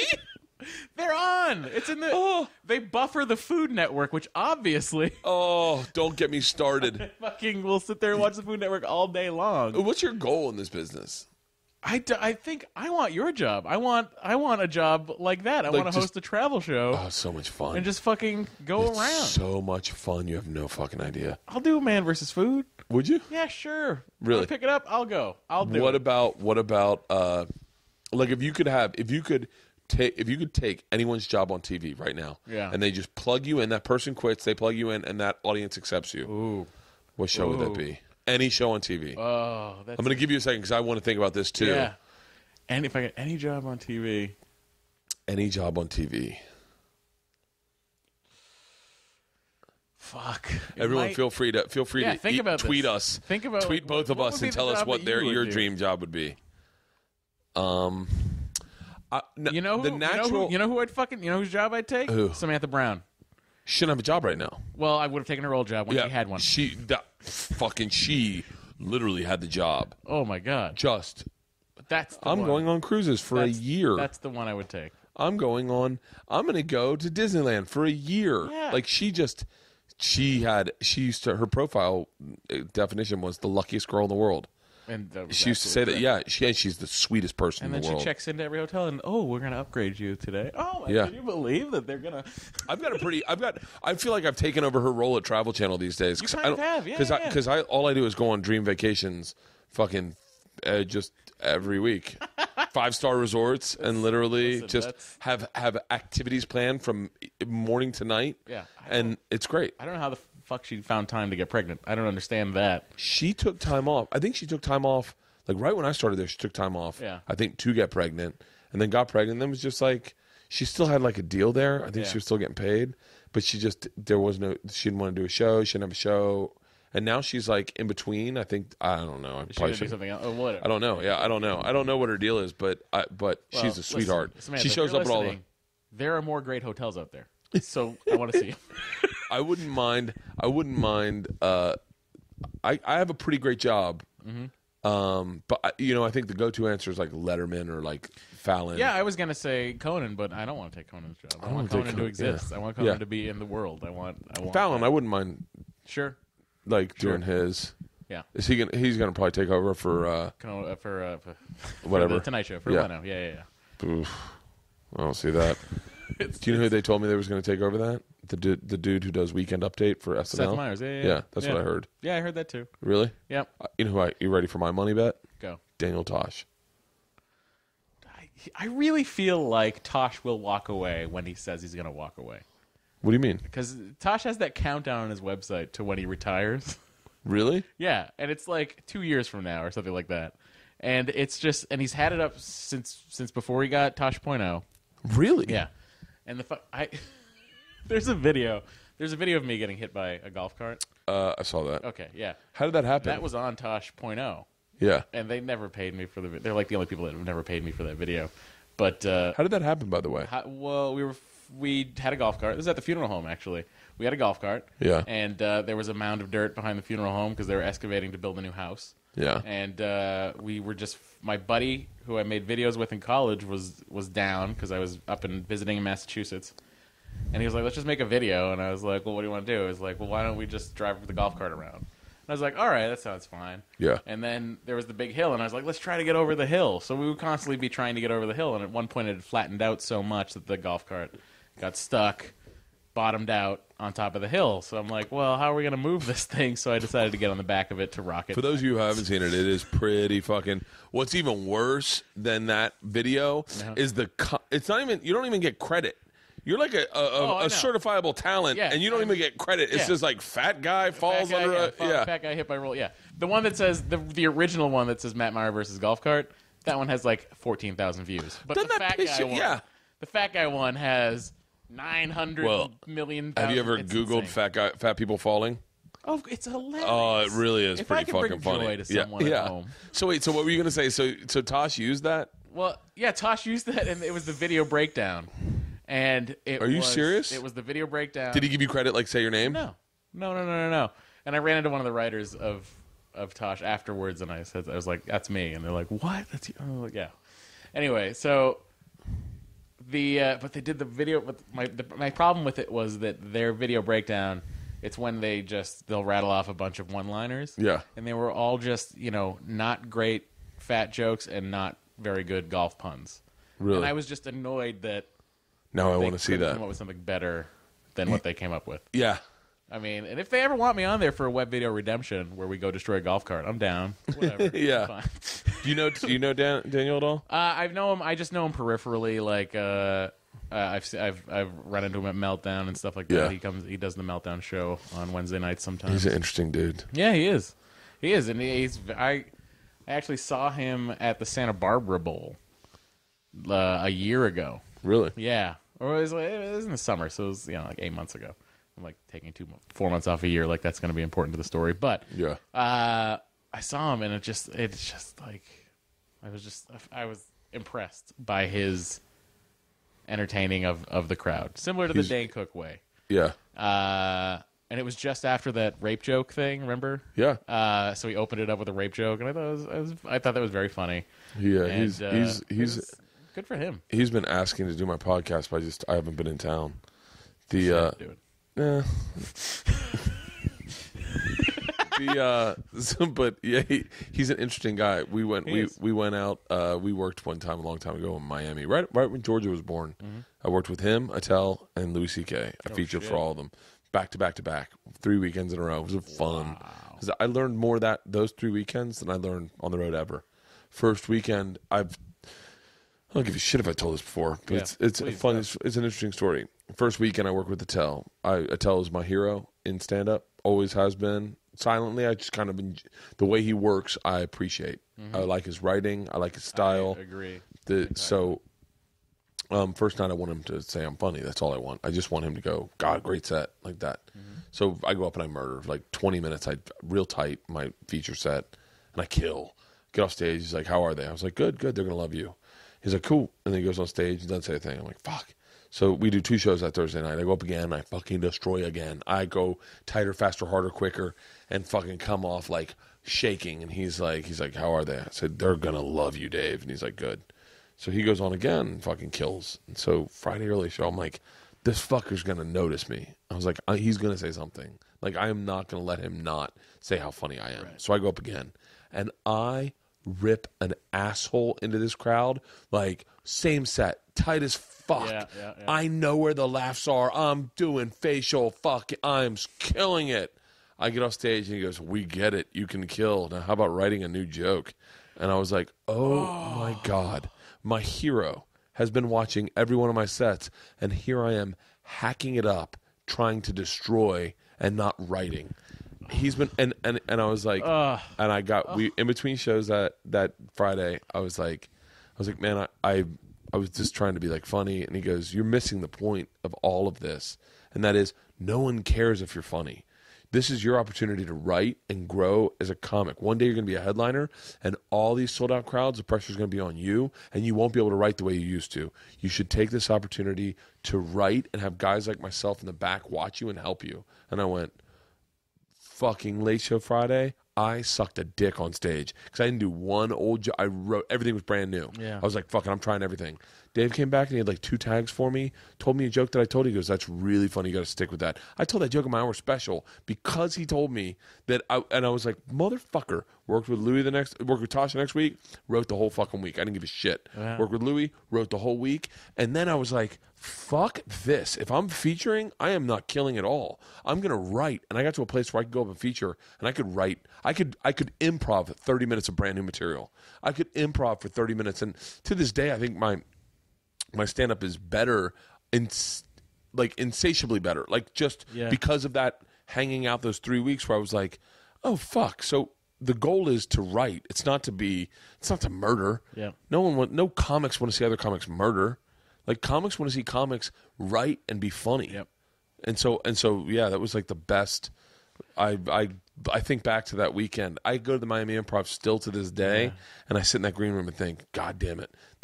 I was this hack who just wanted to fucking rip it, blow the headliner off stage. Like, if I didn't know who the headliner was, I wanted to blow him off stage so everyone thought I was fucking hilarious. But the funny part is the next weekend I worked with Tosh, and it was all black. The whole room was black practically. And I just fucking soft shoot it for them. I was like, Hambone, have you heard? Like, that's my Red Grant's joke. One of my buddies, he's apparently that's he every time he talks about talking to black people, he goes, Hambone, have you heard? So Red Grant's gonna be on this podcast. He's fucking awesome. I love Red. So he used to tour with Cat Williams sometime. I talked to him about that. Oh, fuck. But anyway, I work Tosh, and I go out and I just ham it up for these fucking black people. I'm trying to get them to like me. I get off stage, and Tosh goes, that's one way to do it. Oh, fuck. I go, it's a tough crowd. And he goes, well, you just got to do what you do. He walks out, his first joke, all black audience. I think Kobe Bryant's so good at basketball, he should be allowed to rape women. The place goes fucking nuts. He goes, if I was his defense attorney, I'd just put in a highlight reel and go, ladies and gentlemen of the jury, it's one white chick a year. and he owned them from the second. I was like, holy shit. So, yeah, I like Tosh. I think he's funny. He's great at what he does, and I really do think that he'll retire. He'll retire. I feel like he'll just fucking go live in Malibu. So wait, what's your goal? Of TV show? Yeah, like what's your goal then? 5 years from now? Oh, 5 years from now, I want to be a showrunner. Showrunner? Yeah. Really? Yeah. Really? Yeah. You want to be in the writing side? Yeah. Well, the Nerdist BBC America show, I essentially show ran that.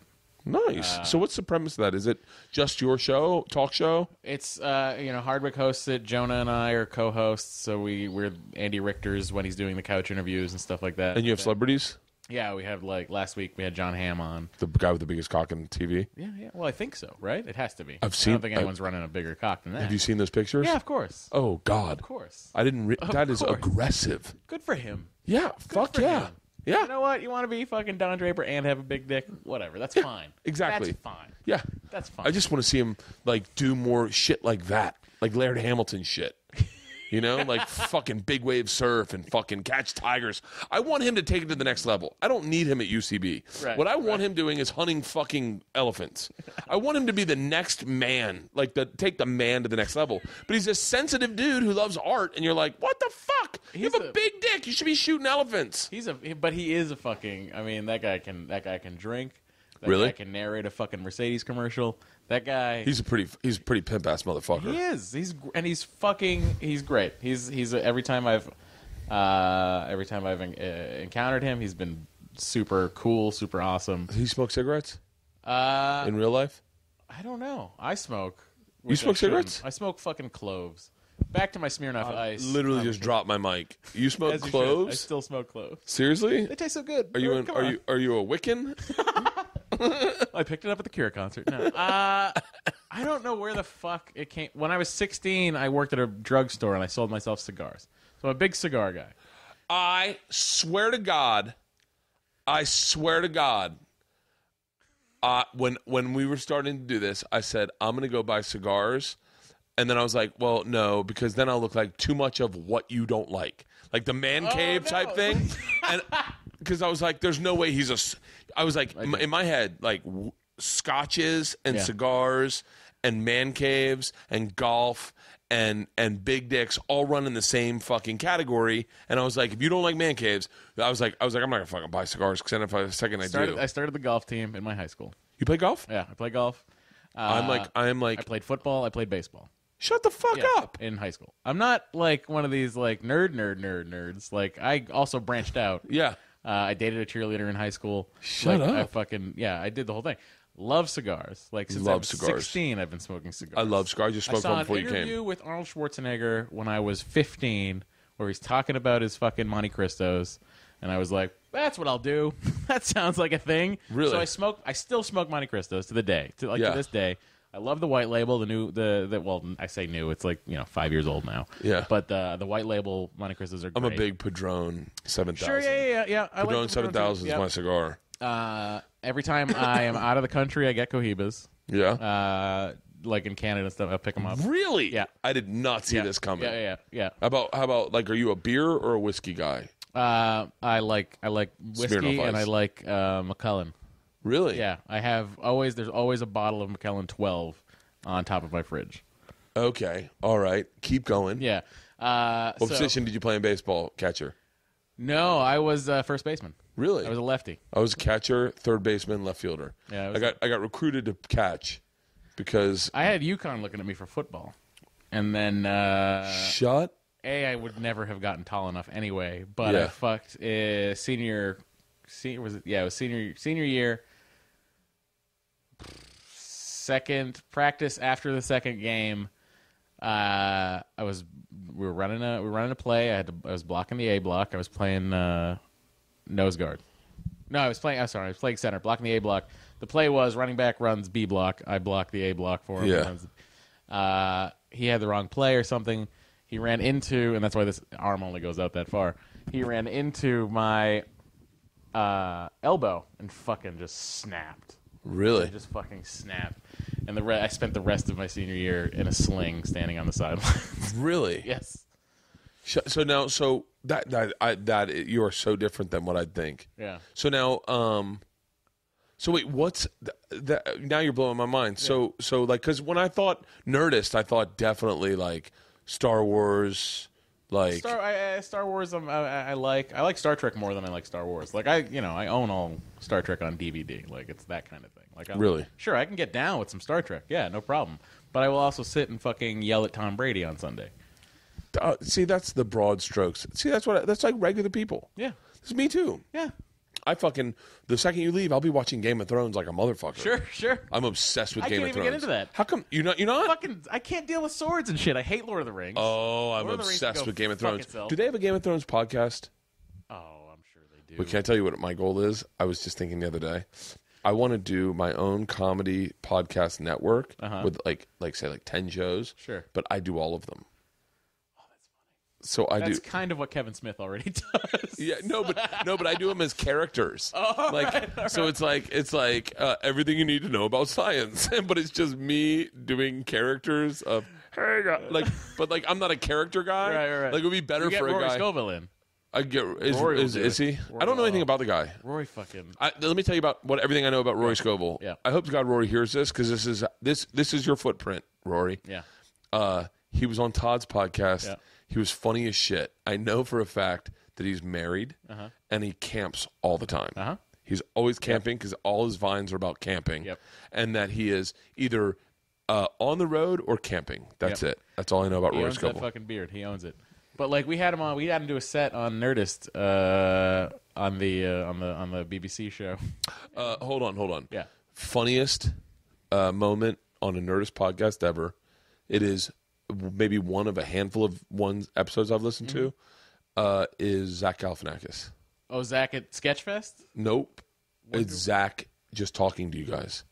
Maybe it's at Sketchfest. I don't know. Was it a live show? I don't like live. I don't listen to live podcasts.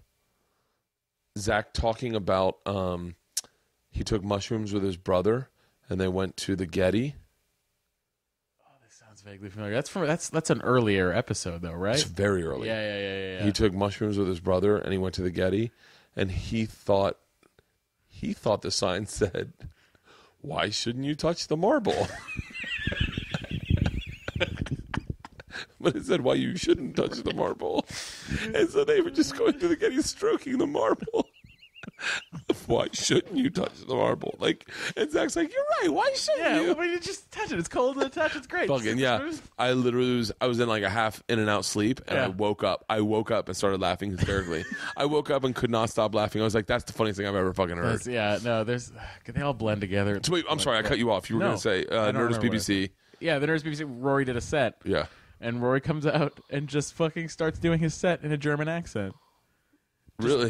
He does the first half of his set in a German accent, then turns on a dime to a Southern accent. Really? Yeah. I've never seen a stand up. Oh my god. I'm afraid to look at there's some guys I'm afraid to watch a stand up because why it's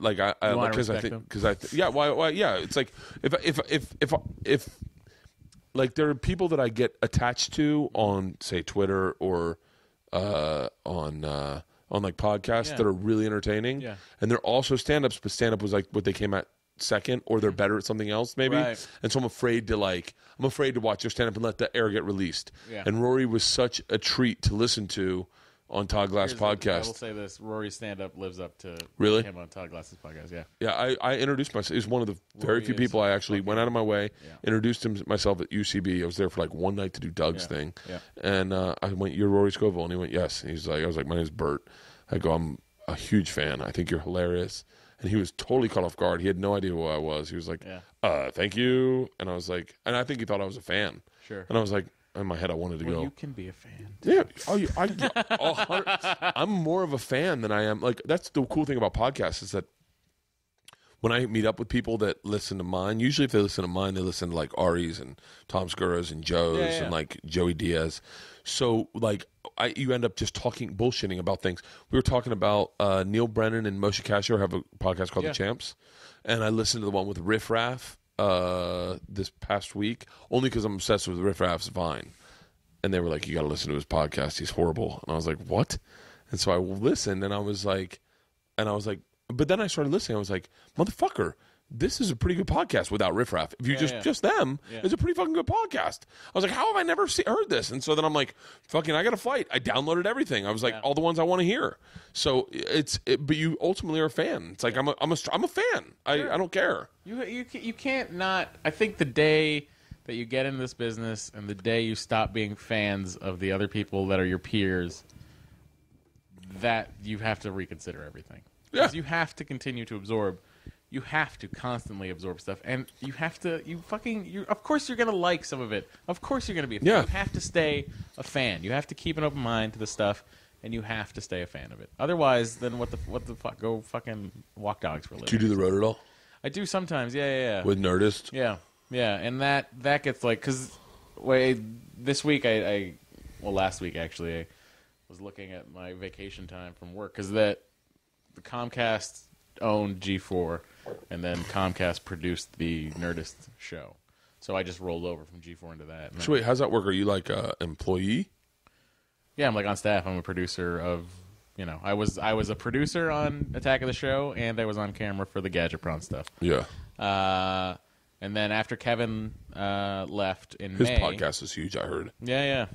I keep getting asked to do it, and it's always like on a Tuesday night or a Thursday. It's some night where I can't. Anyway, after Kevin left, I hosted, like 15, 16 times after he left because it was a short window from him leaving to the end of the show. He saw it coming, and we all think in our hearts we were like Kevin's last show was our last Attack of the Show. Really? He was a really good host. He was great. He was great at live television. He was great at it. And I got pretty good at it by virtue of being with Kevin. Yeah. But yeah, no, I looked and I hadn't taken a vacation day in 2.5 years. It's called being a grown up. It's insane. Wait. Like just like every time I would take time off of work, it was just to travel to a gig. Like I would bounce out on a Friday and go to a fucking gig. I can't even express to you how much worse it gets. Oh, I'm aware. Like it. Yeah, like I can't even tell you what the future holds. No, I can't. Bert, I'm telling you it. And then we had a Monday off because we shot straight through. We shot a Saturday and a Sunday, 2 episodes on Saturday, 2 episodes on Sunday of The Nerdist. And then we had a Monday off just because production-wise, they couldn't pay us out for 14 straight days. They were like, we have to have a shutdown day, so it was a Monday. And I got up on that fucking Monday morning, and I was like, what am I doing? I got nothing. What am I doing? Yeah. I literally walked into the office. Really? By myself. I fucking opened up my laptop and started doing stuff. Because I had no clue of what to do with myself when I'm not working. Well, it also helps define you. I know for a fact that a production will kind of dictate my life. Like when you get into a production, they become your family. Yeah. They become your best friends. It's who you drink with. It's who you tell stories to. It's who you fuck sometimes. Mm-hmm. And I know for a fact that when I end a production, I get really depressed because I'm like, fuck. Right. Like those are my we're in hiatus right now for Trip Flip, and I'm like, and I'm doing the road by myself, and I'm like, God, I missed the shit out of them. I walked in today on set to a new crew, and I was like, and then we just started getting really creative, and I was like, oh, this is my new family, but I only have them for like 15 days total, but it's clumped out in my 2 days that I'm home. So it's like I fly in today, I work tomorrow, Wednesday, and then leave Thursday. Fly in Wednesday. So you want to know busy? Tomorrow I wake up at 9 to go on set, and we work. We shoot until noon, and then at noon I go to do voiceover. I don't get a lunch from noon until 1:30. I do voiceover, and then I come back and we shoot until 6. Then at 6 I'm doing a podcast with Moshe Kasher. I love Moshe. And then at 7 I leave and I go do a show out at Flappers for Tom Segura's dog. And then I come home at night. Burbank loves Tom Segura's dog. What? Burbank loves Tom Segura's dog. Oh, his dog got sick or something. Oh. And so we're doing a benefit. Well, me, him. Mad about that. Yeah, no. Fuck his dog. He adopted it. You knew what you were getting. Yeah, exactly. Let me tell you something. Go to a breeder. Yeah, how beautiful are my dogs though? Are they not gorgeous? Dogs are gorgeous. I could do this all fucking night long. Do you have a set tonight? I have nothing tonight. Really? Yeah. So I mean, if you want to take turns on my wife, yeah. Do you have a girlfriend? Pull a train. Yeah, I have a girlfriend. Yeah. Really? Yeah. What's she lives like? with me. Her name's Kiki. Really? Yep. White? Yeah. Okay. White as fuck. Blonde, blue eyes. Really? Yeah. Is you guys share a lot of similar interests? Yeah, we do. She's she's an actress. I met her actually at my open mic. Really? Yeah. So she does stand up. But she's a great actor. She's a much better actor than I couldn't date someone who does stand up. Like Segura's wife does stand up, she writes more than she does stand up. So she's in like the Groundlings writing program, and then that's cool. Yeah. So that part of it is fine. Like, I go out and perform a lot more than she does, but when she performs, she does plays. And it's like, yeah, sure, go do that. And the sketches and stuff like that she does. She's writing sketches all the time because she's in this class, this groundlings class that's really hard to get into or whatever. And I just, when she sits down to write a sketch, she fucking sits down to write a sketch. Like, she'll sit down and actually do it. Really? Whereas I will sit down, check Reddit for fucking 3.5 hours. What's Reddit? Reddit is an aggregate. It's sort of like it's sort of the internet condensed into one page. So, like, and they have different subcategories of things you're into or whatever. So, like, for instance, I'm into, like, I go to reddit.r/guitar. And anybody finds anything online about guitars or whatever they think is cool, they'll post it on Reddit. And it's just like, it's a nice place to find stuff. Really? Yeah. I see about Reddit all the time, but I never really knew what it was. Yeah. Well, if you ever go on Reddit, you'll lose hours. It's like the same thing when I was and I think I know what this is now, but you'd see like RSS. Yeah. Like when I didn't know what that was. Yeah. But now I know an RSS feed is. So now I kind of think it's the same thing, right? Well, it isn't, because it's catered. It's more user generated. Like, an RSS feed is you subscribe to something and then it just constantly is updating. Yeah. Whereas Reddit thing is like somebody posts something, like a photo or a meme or whatever. I don't even know what a meme is. A meme is like how do I explain a meme? It's like a picture. You ever seen like a lol cat? You ever see like a picture of a cat that says "Icon has cheeseburgers" or something like that? That's that's lol speak. It's a whole other internet genre. Don't worry about it. So Icon has cheeseburgers. Yeah, Icon has cheeseburger. Yeah. Here, I'm going to show you a meme right now. I love this because these are all things that I'm too scared to ask people. Like, I don't know what a meme is, but I hear about, oh, that's a great meme. Right. Yeah. And I'm like, I thought it was called a meme. I swear to God. Well, I call it memes, and it's it's a meme. It's a GIF meme or GIF. Like, people really? call it. It's correctly pronounced GIF, but I still call it a GIF because I had Mac Faulkner from the Chive on here, and he knew more about the internet than I've ever sat down. And he's a kid, and he was like, you couldn't bring up anything that he hadn't seen on the internet. That's Those guys at the Chive literally know everything there is about the internet.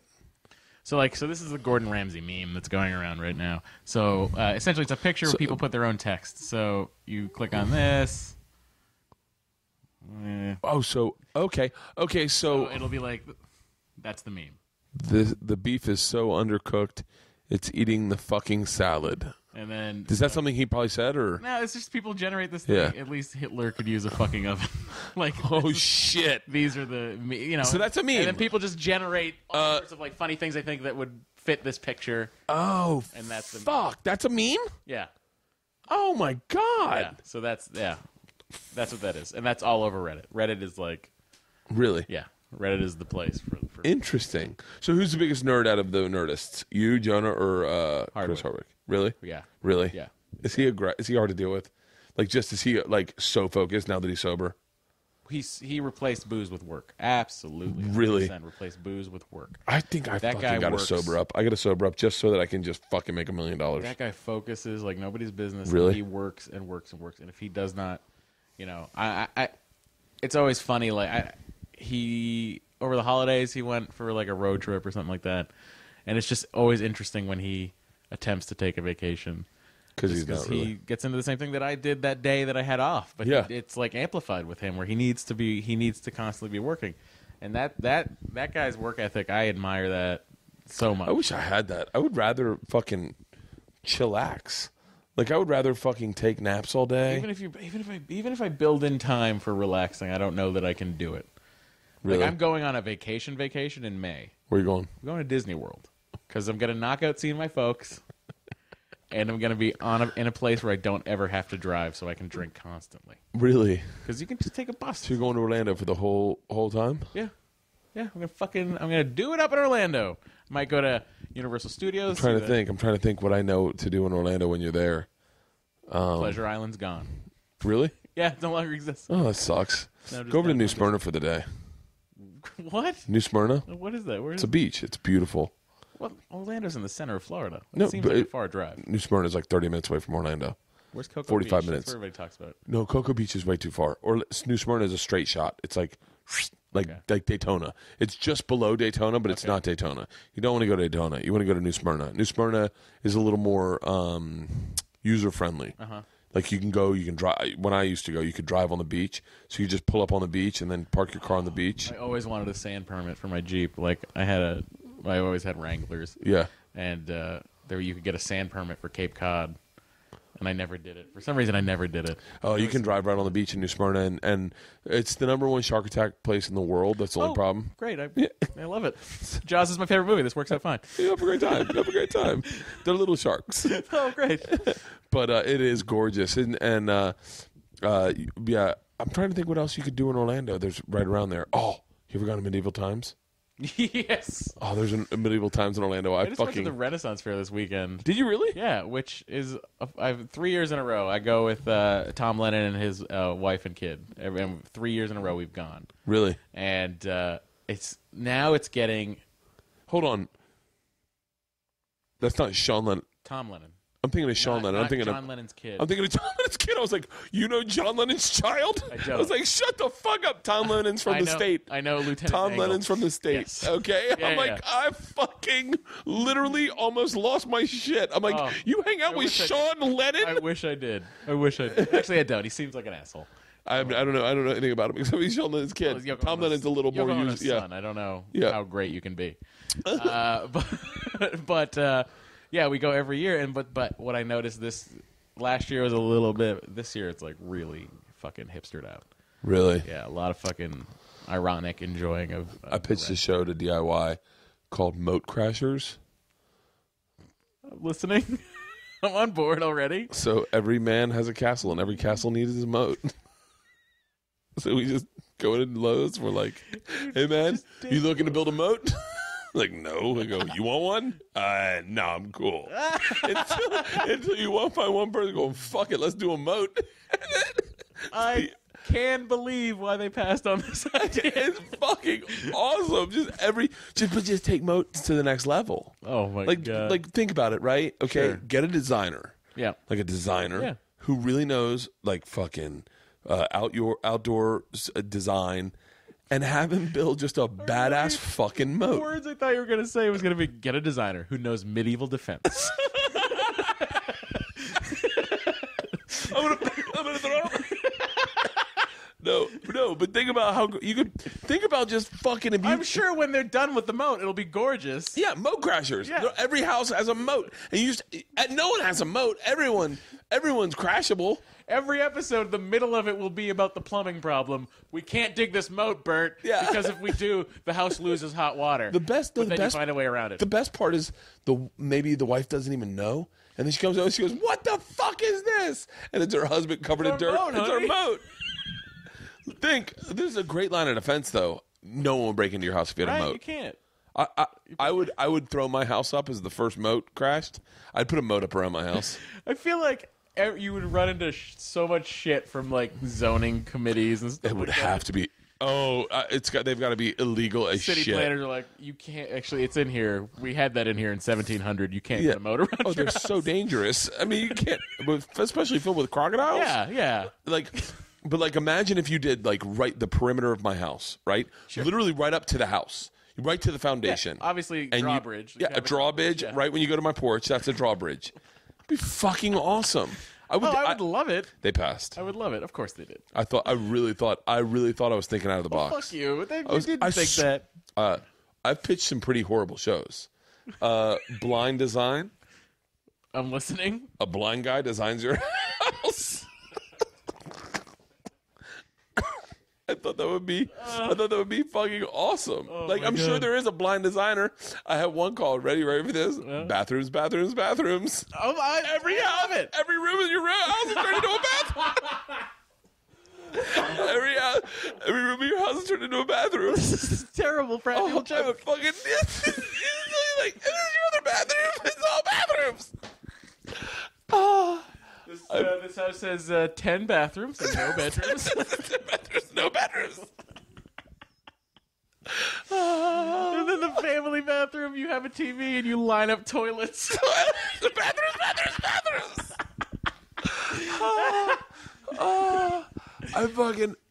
Oh God! I've pitched a show one time that literally I think is the greatest show in the world, and no one would do it. No one would touch it with a 10-foot pole. What is it? Black versus white. All right. Let the race war begin. Okay, all right. Me and Warren Sapp find out who the superior race is. Every week it's a contest, okay? We go and we find something out of culture, like, say, churches. Sure. Or radio stations, or music, or food. And we go and we explore both cultures, and we explore other cultures, like Asian, Pan American, like whatever. We explore everything. And then, in the fourth act, we compete out of what we've learned. And he competes for the black people, and I compete for the white people. And whoever wins the contest, based on everyone we've met who judge us, that's a superior race for that episode. Warren looked at me and he was like, he goes, I'll do it, but no one's gonna fucking do that. And I took it to Travel Channel, and they're like, that seems like a little problematic. Yeah. But it's something you talk about. It's an interesting idea. It's something you talk about. Race superiority? Who's talking about that? No, not race superiority. Obviously, that's tongue in cheek. Like the whole race superiority is a joke. But what is funny? You talk about like who has the best food: Italian food, French food. It's basically exploring. Like, go to churches. Who's got the best churches? Black people, white people, black people, Asian. You go to some Asian churches. You go to some Mexican churches. No one's right? done that. And then I thought it was, in my head, and this is the way my brain thinks, and maybe this is too idealistic, but I'm like, it's a great way to bring people together. Because it's like, say you don't really talk too much to the Asian guy in your work. You go, hey, have you seen Race Wars or Black versus White? And he's like, oh, yeah, your churches suck. Race Wars or Black versus White. I literally pitched that, and everyone was Race like, Wars, parenthetical, Black versus White. That's the title. Yeah. That's the title. That, and you ready for this is the home run, and this was a serious pitch I took to Sharon Levy at Spike. Can I kidnap your child? I say to a parent, I'm going to try to kidnap your child. Okay? If I can get your child, that's the goal. You can't do anything different. I just got to try to get your child. Yeah. So then the show starts. I have a van. I have a crew. And I try to get the kid in the van. If I can get the kid in the van, he goes to the grandparents. We send them to Disney World for the weekend. They have a great time. But that's when the show really starts, because now they've got to negotiate the safe release of their child. So they've got to acquire the ransom money. They've got to do the drop right. Do they want to include the police? Do they not want to include the police? And if they can do the drop-off correctly, they keep the money. If not, I keep the money. They get their kid back. But they get their kid back anyway. Passed. Yeah, passed. Spike passed on that? Yeah, Spike. They were like, we're thinking out of the box. What ideas do you have? And I pitched that. And I pitched like a sports show. These are the people that run Deadliest Warrior. You ever watch Deadliest Warrior? No, what is it? It's their show where they with using science and like MythBusters type like ballistic dummies and stuff like that, they see who would win, a samurai or a World War II soldier. Like, and they put up like the weapons that they would have had and everything like that. So on Christmas, I'm flipping the channels and I see Spike's running a marathon of Deadliest Warrior, and I turn it on and I took a screenshot of it and I sent it to Twitter because it was Pol Pot versus Hitler. Are you serious? Yes. How can they? Yeah, it was. I was like, what the fuck are they doing? And they just like, it was insane. And I watched it and it was like, okay, so in Pol Pot's regime, they used a lot of guerrilla warfare. So they like so then they. Oh my god! It was. I want to see. I would genuinely like to see animals fight, like a bear fight a lion. Like, if they could do that show, I'd be into that. I would really be. Well, you could just watch, like, a David Attenborough documentary about No, I want them in the cage, and I want them baited with, like, meat around their necks. Like, and I know that is a step above what Michael Vick did, but, like, I think it's probably fair if it's not a step above? Or a step below, I'm sorry, a step above. It's, like, a little more highfalutin than what Michael Vick did. Sharing a floor. Yeah, it's the same fucking venue. It's like, let's warm it up with pit bulls. Oh, I just realized what I said. Actually, that sounds fucking horrible. You know what? It is a step above because you did not incorporate rape stands. Yeah. I take that statement back. I don't want to see animals fight. Oh, fuck. Oh, God. Oh, my God. I'm laughing too hard. I just love the let's go back to the moat thing. Moat crashers. The Disneyland has a moat. Yeah. And a drawbridge that works that's only been used twice. What if we Okay, let's ballpark a TV show right now. All right. What if you... What channel are we pitching? DIY. That's my favorite. DIY is one of the best channels out there. And I think they'd buy it. So... Here's a show I wanted to do. Okay. I wanted to do a show about guitars called Let's Get Guitarded. Let's get guitarded. That's the best... This is the best politically incorrect name I've ever heard in my life. Let's get guitarded. Where I have to go to a factory. I go to a guitar factory. They show me through the process. Yeah. And they let me make a guitar with whatever limited skills I have in woodworking. Like Homer Simpson when he made a car. Right. And we have to then... It's obviously going to be pretty guitarded. So then... Guitarded. But then, like, we have to, like, deliver the guitar to a vendor. And they have to sell it. Like, that's the thing. But I have to sell this guitar to someone. So someone wants a Les Paul. Yeah. Right? I'm like, yeah, you could go with this Les Paul custom over here. Or this handmade, this Les Paul, which would probably... I don't know what it would look like by the time I finished it. This guitar. But I can tell you, I cannot paint anything. So yeah, I see what you're saying. So let's get guitarded. And if I sell it, then the person that would have bought the guitar gets a $5,000 credit to buy whatever like Gibson guitar he wants or whatever. Okay, but is every show just doing that? I don't know. We need more story arcs. Okay, you're going to do flutes. Flutes. Let's get flute-tarded. Let's get flute-tarded. Let's get tromboned. Let's trombone. Oh fuck. I would like to see a show. Here's what I'm looking for. I'm looking for a title like that. Yeah. Because a title like that, it's like The Jewish Hammer. Is a movie that I've turned on 4 or 5 times and I go, I don't want to see this. Yep. But the title makes you want. The title makes me want to see it. Yep. Like I'm trying to think of like Deadliest Catch was like a good title. Deadliest Catch is a great title. I mean, so you need at this point, all you need is a was noun and a wars. You know what I mean? You need noun wars. So like cupcake wars, storage wars, beard wars. Like there's so many fucking bop-a-da-ba wars. Race wars. Race wars. Race wars. We're done. Well, we keep coming back to it. It's obviously not going to go away. I'm telling you, me and Warren Sapp, I got him in. He's in.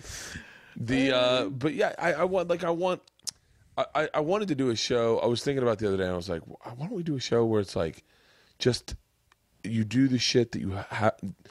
It's a show based on stuff you've never seen on TV. Mm-hmm. Like, so it's like stuff you've never seen on TV. So if anything can go on TV, anything can go on. Yeah. As long as no one's ever seen it on TV. Whoa. So like, I don't know, that's like a stoned thought, but like I was like, so many times you turn on things and you're like, I've already seen that. I've seen people do that 3 or 4 times. Yeah. Like, isn't your show just a snuff film at this point? Yeah, like, yeah, just like, have you ever seen anyone get murdered? Like for real? We're very short ways away from that. Oh no shit. I mean, no shit. Yeah, I'm watching the Boston bombing thing, and they're just playing it over and over. That old guy taking a knee, like when he gets hit. They're playing it over and over again, and I'm like, guys, we're just watching someone get hurt. Yep. Like, and you're playing it over and over again because you know I want to see it again. Yep. And it's like the news. It's like you're better than that. It's like when the fucking kid broke his leg in the NCAA tournament, and they just played it over. I didn't see that. Oh, I know who you're talking about. Yep. Kevin Or the first one of that is Joe Theismann. Oh, sure. When he snapped his leg, and oh my god, I remember coming to school and everyone's like, "Have you seen that?" And I was like, "What?" And they were like, "Yeah, you got it." And I remember coming home being like, "I'm watching all of news until that shows up." Yeah. It's such a weird thing that people are just so I mean, I'm fascinated by it too. It's just like, but there's some stuff that you want to stay. Like, I never watched the Kevin Ware thing because I knew what it was, and I was like, I'm okay not seeing someone's bone come. It's curiosity gets the best of you. I was in a hotel one time in Sacramento, and the people next to me were having sex, and they were like, the girl was very vocal, and the guy didn't say a word. And I was like, she was like, might have been me. It was. Are you silent? I'm silent during sex. I'm pretty silent. Yeah, I'm very silent. Yeah. I'm like the Red October. I'm rigged for silent running. Do you make noises when you have an orgasm? I exhale differently, I suppose. Oh my god, I fucking love you. I am the exact same way. Yeah. My wife says I stare at her like I'm at the dentist. Yeah. I'm like looking at my reflection in her glasses, just. and then I don't make a noise. I think it's because I don't think it. I think I know this is, and Mark Cronin was the one that told me this. Because you're so good at masturbating. Yep. Yep. It's masturbating. It's all. You couldn't make noises as a kid at 12 years old. You couldn't sit in the bathroom and be like, "Oh God, this feels good," because then everyone would be like, "Oh, he's jerking off in there." Right. So you had to be silent and quick. Yep. And that carried over to my sex life. But what I was saying is in the room next to me there was the girl was very vocal, very vocal, and she was like, and I could tell she was black by the way she was talking. She's like, "Oh fuck this pussy, get on that," and he wouldn't say a word, and I was like, "Is she doing this by herself?" Like I sat by the door, a connecting door, and I listened, and I was like, "Holy shit!" So, during the weekend, like I'm just hanging out there, and one day I hear them getting ready to leave, and I hear the door open to leave. Yes. And so I'm like, I want to see what they look like. So I open the door, and I see the black chick. She's standing in the hallway waiting for him to come out, and I see her, and I go, yes, that is definitely who I heard. And then comes out a skinny white dude, and I couldn't help it, but I went, that makes sense out loud. That makes sense. And then I was like, oh shit, I just said that, and then I walked back in, but I was like, that totally makes sense. Like, he's a skinny white guy. He's just fucking silent. And she's just, oh, fuck this pussy. I don't know if that's what she was saying, but. What's the name of that genre of porn? Cuckold? Cuckold. I was the first TV role I ever booked out of an audition was I played a cuckold on The Shield. Really? Yep. I played a cuckold. I was a mock DWP employee who liked to watch big black men fuck his wife. Yeah, I love that that's a genre of pornography. So wait, by the this way. is a good story. Go. So I go to do it, and let me get a beer. Hold on a second. I'm fucking. We should probably wrap this up soon, but I'm having such a fucking good time talking to you. It's all right. So I go to do the scene. I'm sick. I fly in from New York that day. I think I just moved in with my wife. She was. Is that a Blue Moon? Yeah, Blue Moon. You're drinking my two favorite beers. Really? Yeah, good job. If you got a Sam Light in there, I'll fucking punch you in the face. I don't. I love Sam Light. So, I go to the set. I'm sick. I just flown in from New York. I had performed at the Mohegan Sun. Mohegan Sun, Connecticut. The night before, and it was like the big blizzard. It was the big blizzard on the Northeast in like I want to say like 2003 or 2004. Do you know that I'm talking? It was three. Yeah. It was that big blizzard. It was the same weekend. Yep. I flew to LA to do the Shield because I'd booked it, and so I get here. I'm sick. I come in and I read the part and I was like, oh, I get it. So what was happening is I'm sitting there peeking in a window. The cops pull up and they're talking about something else, but they spot me peeking in the window. And then they pull me aside and they're like, hey. And I try to run and they grab me and then they cuff me. They take me to the front and then they ask, do you know this guy? And the girl goes, he's my husband. But a big black guy's like, yeah. And they were like, what? And it was awkward. It's the cuckold. So they pull up in the scene and I'm playing with my dick. Like that's what I thought that character would be doing. And the girl cop says cut. She goes, cut. I go, whoa, hold on. I'm like, what? She goes, he's playing with himself. To Michael Chiklis and the director are both there. He's playing with himself. He's touching himself. This is disgusting. Are you serious? Is this really what I have to work with? She's a cunt. She's a fucking straight up cunt. And I'm like humiliated because I'm like, did I read this part wrong? Like I thought I was a peeping Tom. Like I thought I was playing a peeping Tom. And I was like, I'm just humiliated and I'm sick. And she is exploding on me. They take her away. And Michael Chiklis, and the director get right up in my face. And I'm like, here's where I lose my part. And Michael Chiklis goes, great choice. I like it. It's strong. I like it. We're going to shoot some more of you playing with yourself. We're going to hold her in position A. We're going to put you here. Just play with yourself a little bit. Do it. We're going to do like some snap-ins and cut, like get some shots of you doing that. And then when we bring her back, don't do it. But we're going to use you doing it. And I went, oh, nice. So he goes, all right, action. And so I just fucking go at it. I start playing with my dick hard. Like to the point where I start actually getting hard. I'm like, fuck. Christ. For like 3 minutes, 4 minutes, which is a very long time to do that. And I'm thinking, at one point, I'm like, are they even videotaping this? Are they just sitting in Video Village going like, let's see how long I'll do it? I mean, I played with my dick for so fucking long. And then finally I hear cut. I'm like, thank God, I almost had an orgasm.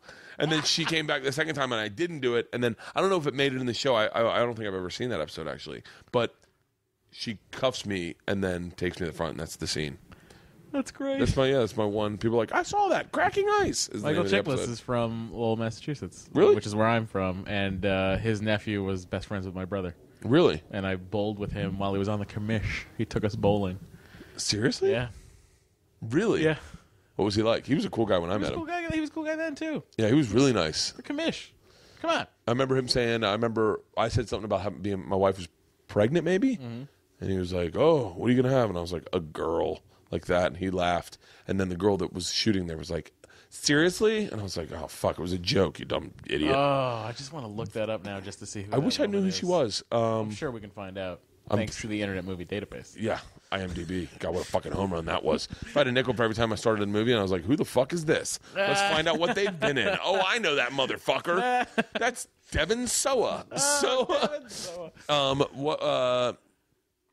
Anything else you want to talk about? Well, I want to talk a little bit about Trip Flip while we're here. Sure. So, the premise of the show. Correct me if I'm wrong here. Now, here's the thing. I've never seen the show, but I've seen the advertisements for it. Yeah. While I'm watching Hotel Impossible. Oh, with Anthony Melchior. As long as you're on the channel, that's all that matters. That's all we care about.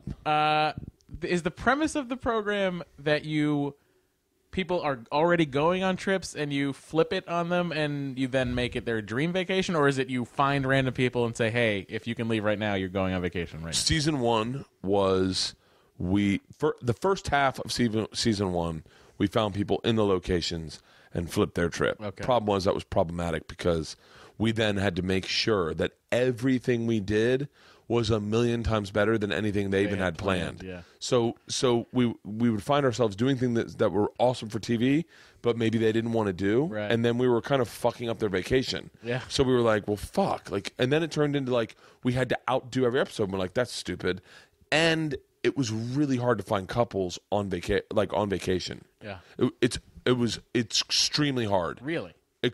I can't even tell you how hard it was. It was extremely hard.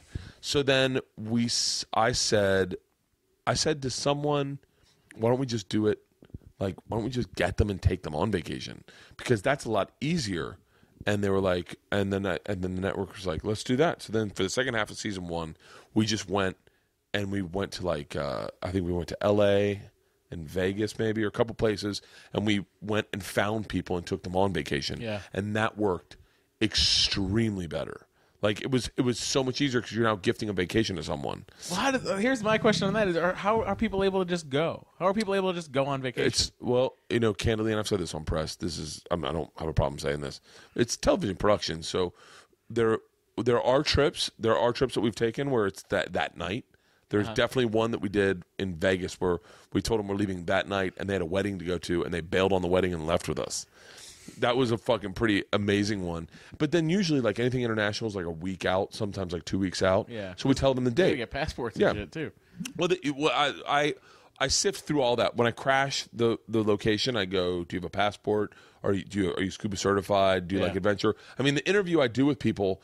So like when we go to crash an episode, like when we find travelers, I sift. What you see on TV is none of what I actually do. Right. What I do ultimately is I find out. I know we have like You 9. send a fucking second producer over to do that? What? No. I do all of it. I do all of it because I was very married to the fact that it needs to be real. Yeah. Like I was like, I don't want to cast people and just send them to there. I want it to be real, and I want these people. I don't want to say to my fucking fans, listen, I'm looking for travelers, and then know that we've casted them. Right. I want people to believe, which also sucks dick because then I have fans coming out. They're like, I would love to go on vacation with you, and we end up not taking them, and they've said yes, but we don't take them for some odd reason, and then you can hear them in the tweet like, Bert, please take me, and I'm like, I really wish I could, but it's that we know the trips we're taking that year, and we know what we have, and basically when we're looking for people, we're looking for the right people for the right trips. Right. So like my crash is often like this. Like I'll do it to you right now. I'll go. So. And this is where would you be your ideal places to travel in the continental U.S.? In the continental United States? Continental U.S. I would love to take a trip to Seattle. Okay. Where, like, if you had to name top 5 places you want to go. I want to go to Seattle. I want to go to Cape Cod. I want to go to Lake Michigan. Okay. I want to go to Montana. Okay. And I want to go to Texas. Perfect. Now, I know in my head as me that we have Seattle and Texas on our list. Okay. I'm like, okay, so now in my head, I'm like, all right, for those 2 trips, we have bull riding in Texas, and we have the Space Needles and salmon throwing in Seattle. We have seafood. We have a lot of seafood. So in my head, I start now trying to figure out. Yeah. So those are the 2. So now, do you consider yourself adventurous? Sure, of course. Like how adventurous? Put a face on it for me. Well, I mean, I would be on zip lines if the weight limit held. Okay. But they don't. Do you like barbecue? Love barbecue. Would you ride a bull? Oh, man, I would love to ride a bull. Okay, perfect. What kind of music can you do? Top 5 bands. Tell me your top 5 bands. Dave Matthews Band. Okay. Weezer. The All right. Shins. Okay. Metallica. Okay. And Shooter Jennings. Now I've assessed out of that you like good music and you like music played by musicians. So in my head I go, now I know we got the Courtyard Hounds, which are the 2 sisters and the Dixie Chicks. So now in my head I'm already like, all right, this is a good one for Austin. Right. You'd be perfect for Austin. You'd get on a bull. We could take you. You'd really appreciate the music. You love barbecue. So you're a home run for Austin. And now if your chick's into it, I'm like, bam. So we get done the interview. I go, awesome. And I talk to my producers and they're like, what do you think in Austin? I'm like, fucking Austin. And that's how it goes. Oh, that's kind of. And so you kind of like, it's like you know what trips you're looking for and you know what people you're looking for and you know you need them. Like when we were going to Australia, first thing I asked for all those trips are, do you have a passport? Yeah. And everyone's like, yeah. And it's ready to go. And they're like, and you see them light up. Yeah. I go, are you scuba certified? And they're like, yeah. And then I remember one girl was like, I am, but he's not, but he can get certified.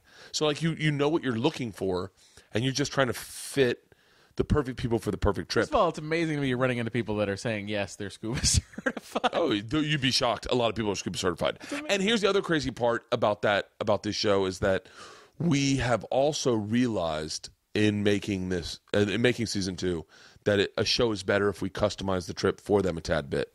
So we have like 3 things that we know we're going to do, and then we find out what they're into, and we make sure we do stuff that they really love because that makes for a better show too. It's a really, it's a process it's an interesting process making that show because I am pot committed to making sure it's authentic. Yeah, like I want it to be as real as possible. That's good. But it makes it it's really hard to do. Like, it would be so much easier if it was just bullshit. We were just like, fucking Pawn Stars, and we just rolled in people. We're like, he's gonna have a sword, and you're like, well, looks like you have a sword on your hands. I'm gonna say that's $55. I'll give you 57. Okay.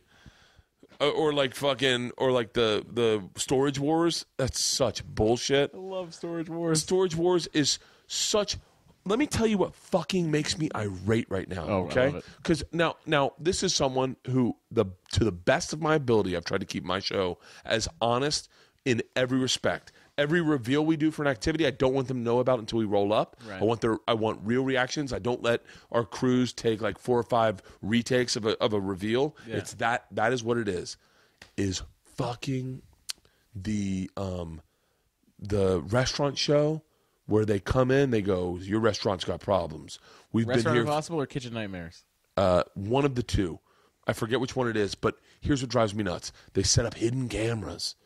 Oh, fucking... Are you talking about fucking... You're either talking about Mystery Diners, which is such bullshit, or you're talking about Restaurant Stakeout. Restaurant Stakeout. Which is also bullshit, but not as bullshit. Well, they're both bullshit because they set up hidden cameras, yet everyone has clean audio. What the fuck? Everyone has clean audio. Everyone signs releases. Yeah. Who the fuck? That makes me so fucking pissed. I literally called my sound guy. I go, how are they miking this fucking bar? Yeah. How is it that these people's audio is clean? Bar rescue, too. Fucking bar I'm like, rescue, are you fucking shitting me? You've got guys saying, like, they've got drug problems and they're sleeping with people, and they sign a fucking release? You would never greenlight that show. That's fucking such bullshit. It's insane. It's insane. That fucking... Restaurant Stakeout. Restaurant Stakeout's bad, but if you get a chance, it's coming back, I think, next week. Just fucking DVR 1 episode of Mystery Diners. Really? And you will lose your shit. Like, I watch it just to get mad about it. Because there's some some of the worst acting I've ever seen on television happens on Mystery Diners. Makes me fucking crazy. Because I'm like, look, I know the ins and outs of production. Yeah. Like, I know how this works. That's not real. Yeah. Like, that's... You will never find a couple of 3 really attractive people, one guy, two girls, Yeah. sit at a bar and then wonder out loud, where is the bartender? How come the bartender's not here? We've been here for 15 minutes. How long have we been here? And then clean audio on that, and I'm like, and they all sign releases. Makes me fucking insane.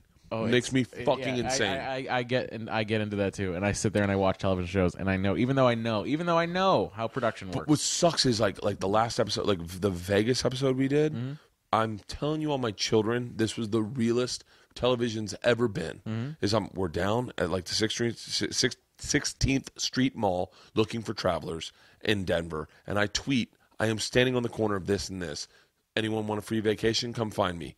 There's a couple, Kim and Kyle, that are 3 blocks away. They read my tweet because they're fans of my podcast. They're fans of Joe's podcast. Right.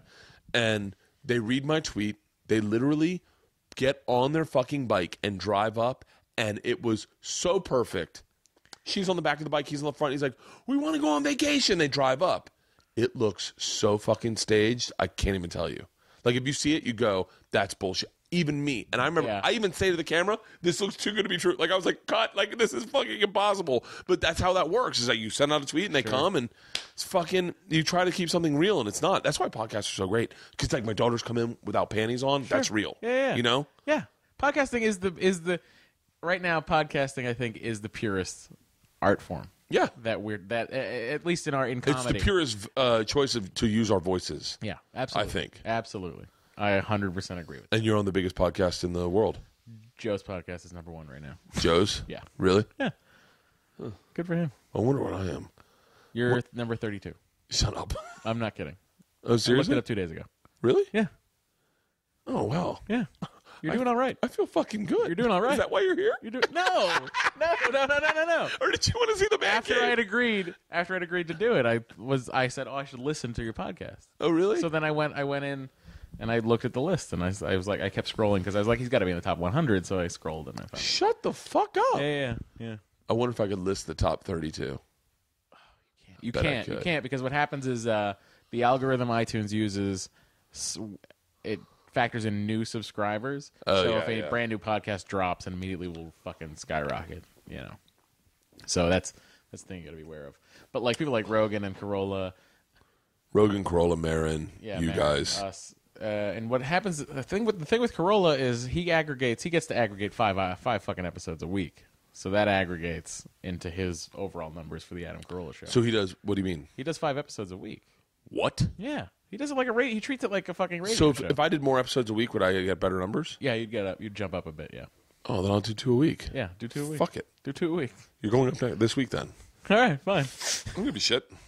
Fucking lock and load this bitch. And then when you need me again, I'll swing up. It's fine. Seriously? Yeah. I fucking had a great time with It's you, man. been fun, Bert. I'm Thank glad you. that we did this. I'm really glad we did this. You're a guy I've seen on television, and I've gone. I enjoy that guy. That guy, I like that guy. Until you saw my. Wait till you see my man cave. I heard you had a man cave. And then So scale of 1 to 10. Scale of 1 to 10. How's my man cave rate? I like the look of your man cave a lot, and I will say it's mostly because of just the way it's designed. It's not like here's the funniest thing in the world to me. There's a Wikipedia article for stripper poles. Okay, so you go to the Wikipedia article for I don't know how the fuck I found it one day, but anyway, clicked on the Wikipedia article for stripper poles, and you know how Wikipedia has a picture sometimes. Yeah. I clicked on the picture, and it was in the picture of the stripper pole. It was everything you would imagine being laid about the house in a house that would have a stripper pole. Yeah. So there's like a Goodfellas poster that's not hung up on the wall yet. There's a fucking God. there's like duct tape somewhere. It's like all these little things that the picture's huge, so it's the funniest fucking picture in the world. Really? Everything you imagine when you think someone who has a stripper pole in their house. Yeah. This is what they like. Everything like that is in here. Now, tell me to your man. When you think man cave, you think, yeah, maybe the man cave has a stripper pole. Maybe it's that kind of a situation. Yeah. But when you get here, I will say this: your man cave is very classy. It is classy. It smells good too, doesn't it's it? a finished garage. But anyway, It's a. And then opens into the backyard with pavers. You haven't even seen the outdoor shower yet. What? Yeah, outdoor shower. For what? For me, showering outside, so I can be a fucking monster. I fucking love showering outside. I will shower tonight. As a matter of fact, as we're sitting here talking, I was thinking I'm going to shower outside tonight. As you were telling me that, I was like, well, I would definitely want to shower outside tonight. It's the fucking best. It's not like you're getting out of a public pool and need to go into the fucking... Oh, you never showered outdoors? Well, I mean, I have when I've been camping, yeah. No, I'm talking like professionally showered outdoors. No, I've never... Oh. What am I, Samantha Brown? I'm not showering outdoors. That should be a show, outdoor showers. By the way, Samantha Brown, excellent body on Samantha Brown. Amazing. It's fucking... And she just had her. twins. Good for you, Samantha. She's gorgeous. She's gorgeous and she's cool as shit. And her jackets always fit. That's what I like about her being on the Travel Channel. I'm not really sure what you're talking about. I just want to state, Adam, I love you. I enjoy... I've 1 week, I got through all 62 episodes of Man vs. I've seen Food every episode of that Man were vs. on Food. Netflix. Yes. And it was great, and I loved it. And I enjoy you quite a bit. I picked up your book. Okay. America the Edible. Yeah. But here's the deal. All I'm saying, just go up a size on the jacket. That's all. That's all I'm saying, Adam. That's literally all I'm saying. Adam, I think you look beautiful. I think you have nothing to change. He looks great. He looked and great. he would look so much better if he had a jacket. One size up. One size up. I don't know They've what he's put me talking in about, stuff like Adam. Listen, on Attack of the Show, they put me in stuff that doesn't quite fit, and I'm like, I can't do this. I can't wear this. I'll tell you what. I'm gonna say this on Adam's behalf. I know for a fact he took over his wardrobe duties. Good. Like when he started, I think he does all his dressing now. He's very into fashion, oddly enough. But I think the first few episodes, you definitely get, or first few seasons, you definitely get notes from the network of what you want to look like a little bit. So I'm sure he didn't have much to say in that, but he definitely has taken over his wardrobe. Well, I mean, if you're taking over your wardrobe, Adam, hear me out. Just one size up. Just one size. We got to get him on Nerdist. I wanted Adam on Nerdist. I'm not kidding. I said this. He'd be great with you guys. I said this to Hardwick. I was like, I want to get him on the podcast. He's like, oh, you think so? It's like, yeah, he'd be good. He'd be and great. like always happens with Chris, we say that, and he says, sure, and then we just completely, it just goes to the wayside for some reason. Well, I'll set you up with Adam so you guys can have him on. He'd be a great guest. Yeah. Smart as fucking shit. Yeah, he went to like Yale. He went to one of those. He's one of those fucking All right, I'm gonna go have sex with my wife. Enjoy. I will pull a Do you have anything to promote? Just watch the Nerdist on BBC America, 10 p.m. on Saturdays. Nice. Enjoy that. Download it. If you've never listened to it, try it out. That's it. I'm going to probably put this up next week. Great. I'm going to do 2 a week. You and Kira Sultanovich. You know Kira? I don't know Kira. Oh, she's fucking amazing. All right. She's a road warrior. Hey, I really appreciate you coming over. Thanks, Bert. Thank you. I love you. Finish graph.